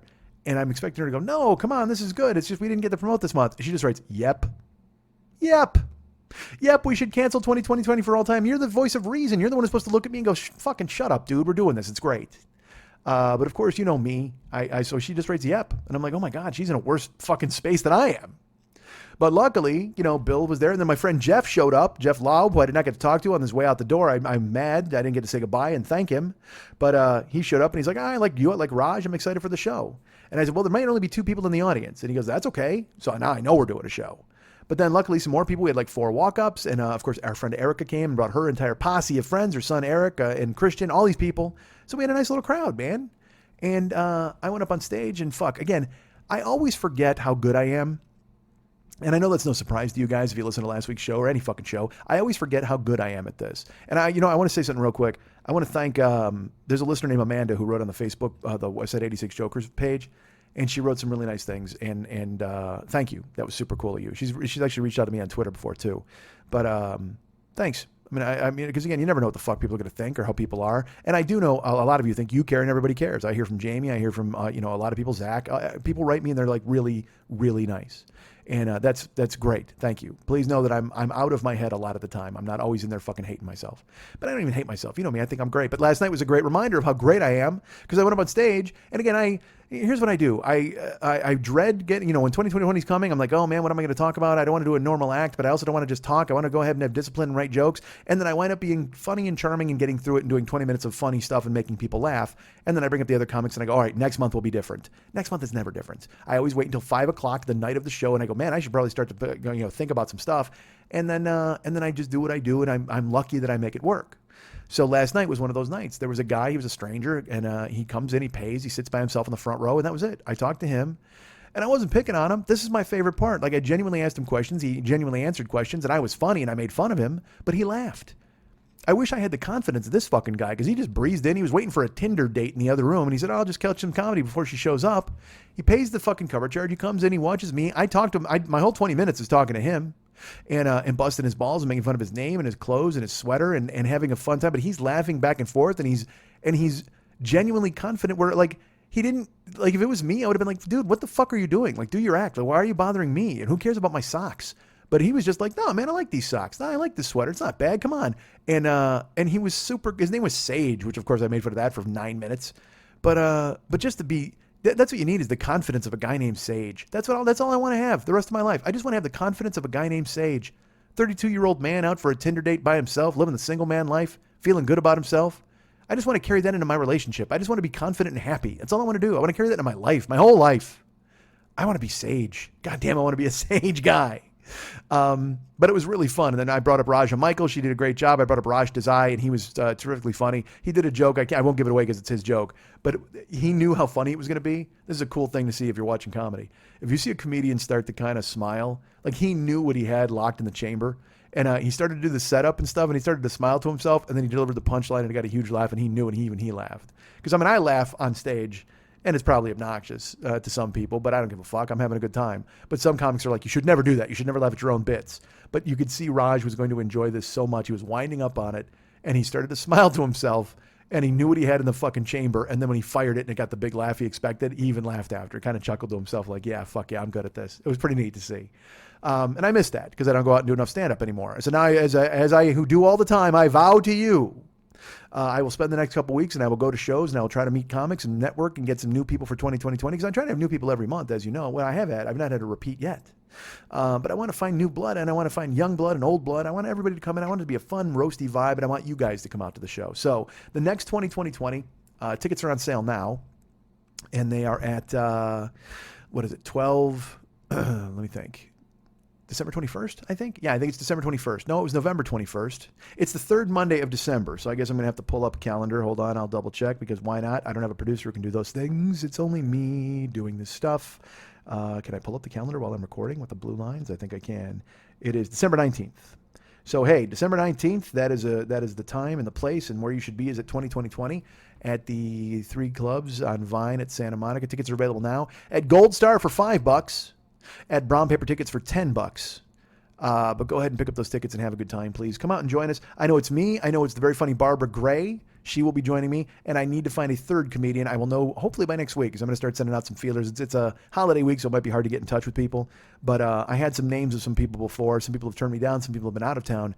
But I'm excited. So me and Barbara Gray, and it was really fun last night. I can't even fucking stress it enough. And Bill was there, and Erica came. The regulars were there, and then some new people. There were 3-4 new people, and they came up to me afterwards. They go, "We're coming back." This was really funny, because that's what I wanted it to be. I wanted it to be a fun, ball-bustingly roasty vibe, but also not like really being mean to one another and just having fun. So I'll get the comics to deliver on that. You bring the audience to deliver on your end, and we'll all have a great time on December 19th. Come in and check it out. 12, 19, 16. Hold on, they're yelling. Can you hear that? That's Lil on his phone. You hear his voice. "I'm on my way there now." He's on that fucking New York accent. So there you go. So that's 2020. That happened last night. It was totally fun. And if you want to go to, here, I'll tell you this. I act like this is a new revelation to me. Oh, well, first of all, let's do this, because I haven't done it in a few weeks. This show is sponsored by MileIQ.com. They don't know it, but I know it. Go to MileIQ.com/invite/HFVHB. It's a fantastic app you can keep on your phone to go ahead and keep track of all your miles for work or pleasure, or maybe you're just a fucking weird nerd who wants to keep all your miles square. I don't know what the fuck you do with your life as you sit there now, drinking an aperitif, staring at your family, wondering how the fuck you got out of there and how you can slip out quickly to go meet your real friends. I know where you are. You're at the kids' table. You're staring, but you've gone back for a third plate, haven't you? Right now, you know what? You're loosening your belt, uncle style. You're having some cool ass stuffing. You're having some fucking some sweet potatoes, some glazed carrots. I might glaze some carrots tomorrow. I'd like to glaze your carrots. All right, so I don't know what the fuck that even meant, but MileIQ.com/invite/HFVHB, you weird fuckers. If you want to go ahead and keep track of mileage, go ahead and do that. If you need it for work, that's great. If you just want to do it for yourself, do that. But either way, I get like a $25 gift card for everybody who signs up and pays. So that would be cool if you did it. If you want to be a Lyft driver, go to Lyft.com and use my code Mike720057. That's MIKE 720057. I think the MIKE needs to be all caps, but fucking do it either way. But just try it. Use all caps. Mike, MIKE 720057. If you become a Lyft driver, I get money, you get money, and you give rides. But really important, if you want to become an Uber driver, go to uber.com, use my code DJZW1YTTUE. That's DJZW1YTTUE. Maybe you're down on your luck. You need a full-time gig. Maybe you just want to make some holiday money. Maybe you want to just drive some people around and meet some friends. Maybe you want to do some crimes. Maybe you want to do that. You want to go ahead and take people in your backseat, because I told you the background check, light. Whatever you want to do. If you want to do an Uber thing, go ahead and use my code, please, because then I'll get money, which is really great. DJZW1YTTUE. And here, I'll just tell you this. I have a person, no, I can't tell you that. That's actually privileged information. Someone I know who's like really close to me, like that I know, knew that I drove for Uber, and then now they're doing it. And I go, "Hey, did you use my code?" They go, "Oh, no." I go, "Why not? I told you if you're going to do it, use my code." "Yeah, I know. I didn't even think about it." "Well, you just cost us each $500. "What?" "Yeah. If you would have done it and you would have done fucking 30 rides, I would have got $500 and you would have got $500. "Oh, fuck, I should have called you." "Yeah, you should have, dumb fuck." People. So use my code. There you go. That was a parable. There is a fucking life lesson for you. So you want $500, man, use my fucking code. DJZW1YTTUE. Now, again, it depends on what state you're in and how many rides you give. All that's different in every fucking area. But it can't hurt. Use my code. Let's all make some money. Go to MikeSchmidtComedy.com. Go to the Joe Business page. We got the cool stuff on there. We got all the live stuff. Year 1 through year 7, possibly even year 8 soon. We got shirts. We've got, I don't even know why I'm plugging this shit. You guys don't buy it anymore, but that's fine. Yeah, anybody who's buying it has already bought it. Except our friend Nick, who wants me to send him some multiple stuff, which I will, Nick, I promise. I'll get that to you the next couple days. So they got the live stuff, which is really cool. Schmitty comes live, Schmidt Alive 2, and Stop Making Schmidt. Those are live from the Podfest. There's the Big Angry CD that I will sign and send to you if you buy it through me. There's, I'm on Spotify. Go stream me, I think. Just do anything to make me some money. That's the bottom line, I guess. Please remember that the Heroes, which is Dave's tribute album to the people who shaped him as an artist. That's available for a $7 donation to the show, and free with a $7 donation to the show, which I always like to say because it's an oxymoron. And then, of course, there's the Word Pimp Schmitty and the Misanthropic Gangster. That's the soundtrack to The 40-Year-Old Boy, and it's got all sorts of cool stuff on there, parody songs and stuff, and a lot of fun. So go ahead and get those, have them delivered to you digitally, and have them in time for, while you're listening on Thanksgiving, we'll certainly get them in time for Christmas.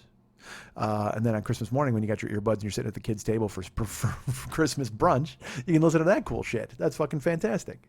While you're also there at MikeSchmidtComedy.com, let me say this to you. This is important.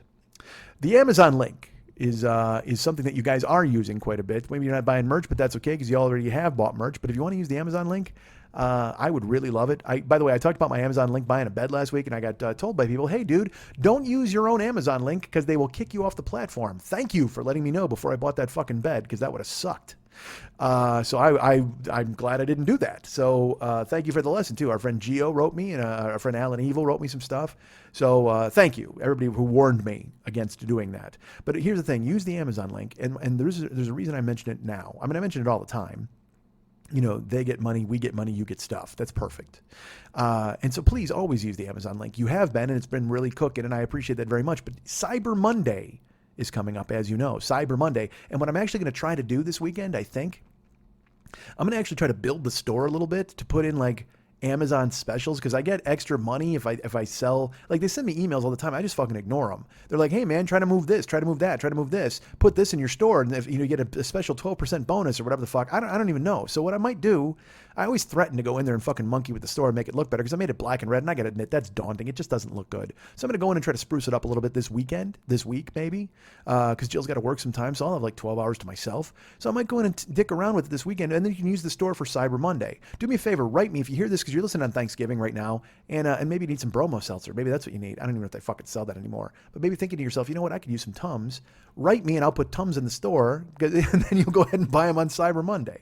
Whatever the fuck. If there's something special that you want in my store and you'll buy it through there, tell me and I'll put it there. But I'm going to do this weekend. I'm actually going to put in some of the stuff that Amazon is hyping for Cyber Monday. And even if you don't want any of the stuff I've got in my store, you just use our link and go ahead and shop on Cyber Monday. It's really going to fucking help out. You guys have been doing that, and it's great. And I can't tell you how much it's helping out in a way that I never even envisioned. You know what I mean? I was like tweaked. You know, we'll get some money here and there, and that'll be fucking cool. But man, you guys are doing real well. It's helping. It's a nice chunk, and it really does everything it can to go toward helping the show. Hear the door slamming?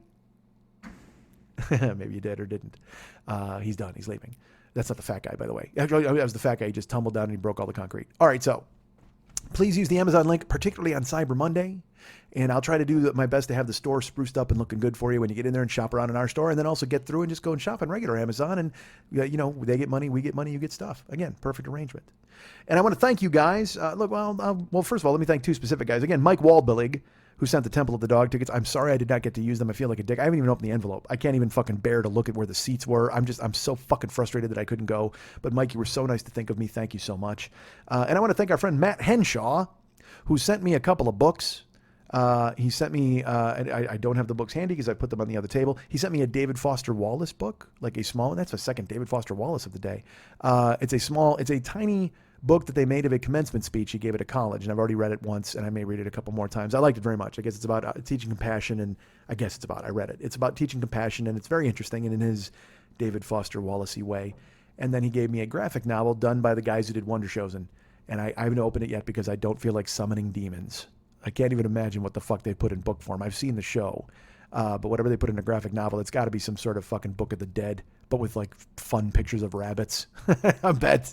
So Matt Henshaw, thank you. You're so cool. He's always nice. He writes me and checks in on me and makes sure that I'm doing good. And like I said, Amanda does that, and Megan, and all of these people who write me and say, you know, I hope you're okay. And who's the person on Twitter? I got to read this person's name because it was a very nice. I want to answer their question specifically because they wrote me on Twitter because last week was a bit of I tore into myself a little bit, and so people were very nice to write me and say, you know, hey, dude, what's happening? Don't worry. Kiva, you wrote me and said, listening to Thursday's show and wondering if you're in a better mood today. I am, actually. I'm in a much better mood. Thank you so much. You're so cool. And thanks to everybody from Never Not Funny who wrote me and started following me on Twitter. I will not let you down. I'll be funny once a month. I guarantee it. That's my promise. And I want to just send out a regular thank you to all of you. Not a regular, a special, a huge thank you. Because again, fuck, this is year 9. podcasting as a medium is I don't. It's only fucking 12 years old? I don't fucking know. I don't know what Adam Curry did or when he invented it. But I was lucky enough to be on Never Not Funny for a year. Took a year off and you guys hung around writing me, telling me to do a show. You would want to hear it. You told me, hey man, get out of your head. Go fucking do a show. And finally Eric, of course, stepped up and he said, I'll record it. And then I did it. And you guys have been here ever since. I mean, it's fucking amazing. First show I ever did was 20 minutes. And I've done 4-hour shows, 3-hour shows. I've been all over. And were they good? Who knows? That's for you to judge. But you're stuck around, so I guess they are. But I can't thank you enough. And I know Lily would do so if she were here, and David would do so. Well, he might not. He's kind of a fucking misanthrope.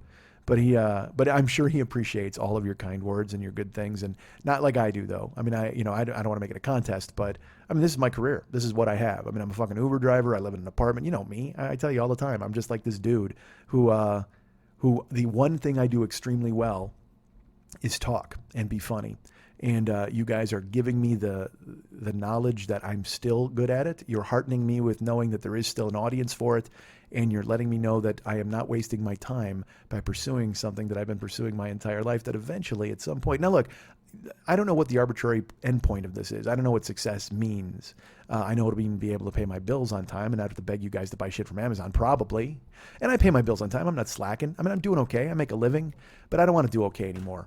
And, being sick for a month was like this weird transitory experience. Like I said, I laid on my chair and I had 102-degree fever, and I was like, man, I'm all alone. I mean, I felt really alone, but I'm not. And that's one of the reasons I reached back out to Jill and why I reach out to you guys every week, is because it reminds me I'm not alone. And it reminds me that I did this for a reason. It reminds me that there is a future in this, and it reminds me that it is going to work. So no more wasted time. And look, I've said that on this fucking show how many goddamn times. It's funny, I wrote a blog called 340. And it was all about how fucking sad sack I was, and I couldn't believe I got back up there. I'm back up there. I waited at my doctor. I was 338. And it's because I fucking have wasted my time. I got sad. I ate fucking candy, and I've just been pissing away my fucking existence. It's stupid. It's a time waster. I'm 49 years old, and you guys have been here since I was 40, and you'll be here after, I would hope. But no more wasted time. I can't. I just can't. I need to get back into doing the cardio. I need to eat like a normal person. I had to be an adult. Last week was about growing pains, and I'm still going through them daily, weekly, monthly, hourly, secondly, minutely.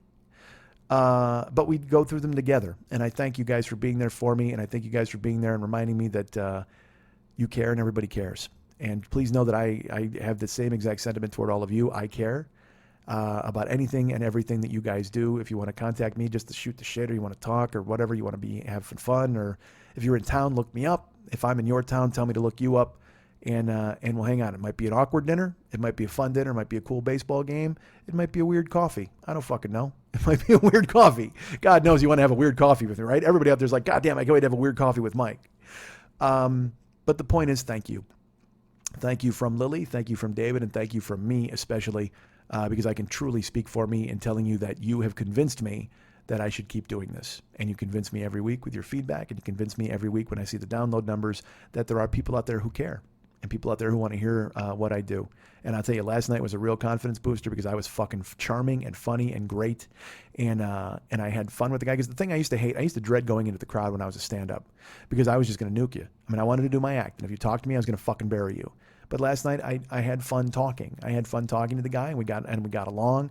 And that's something that's evolved for me as a performer, especially from this show. I've been much more comfortable talking about myself.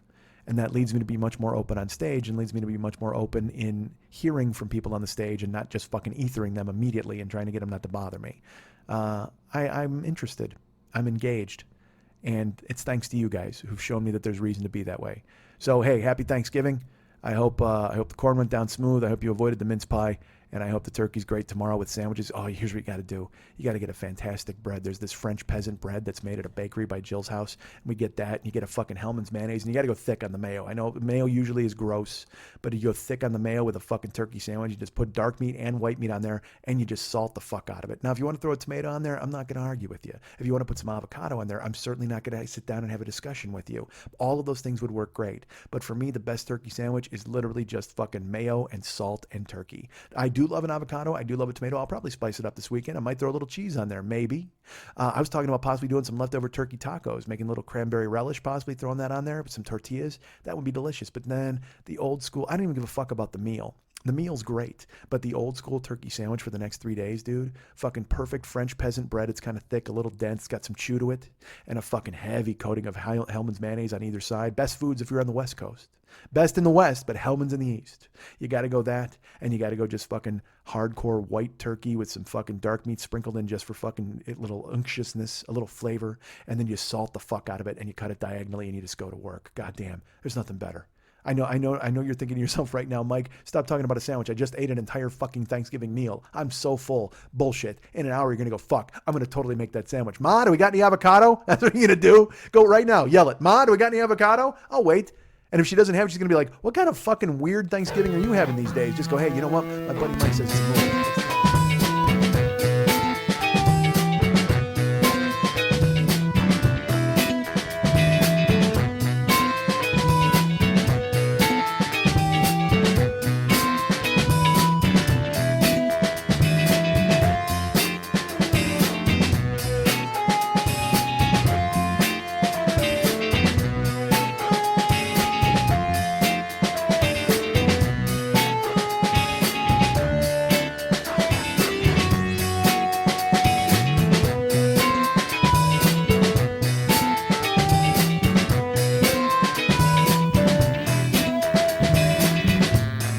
You want to hook people in, get them halfway through a recipe and cut your fucking show in half. That's it.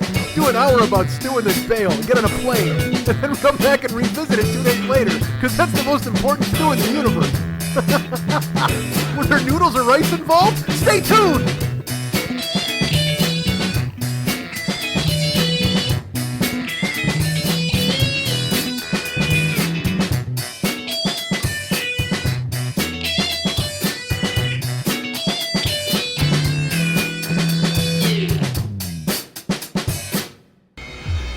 We here, we are playing on a level that most will never see.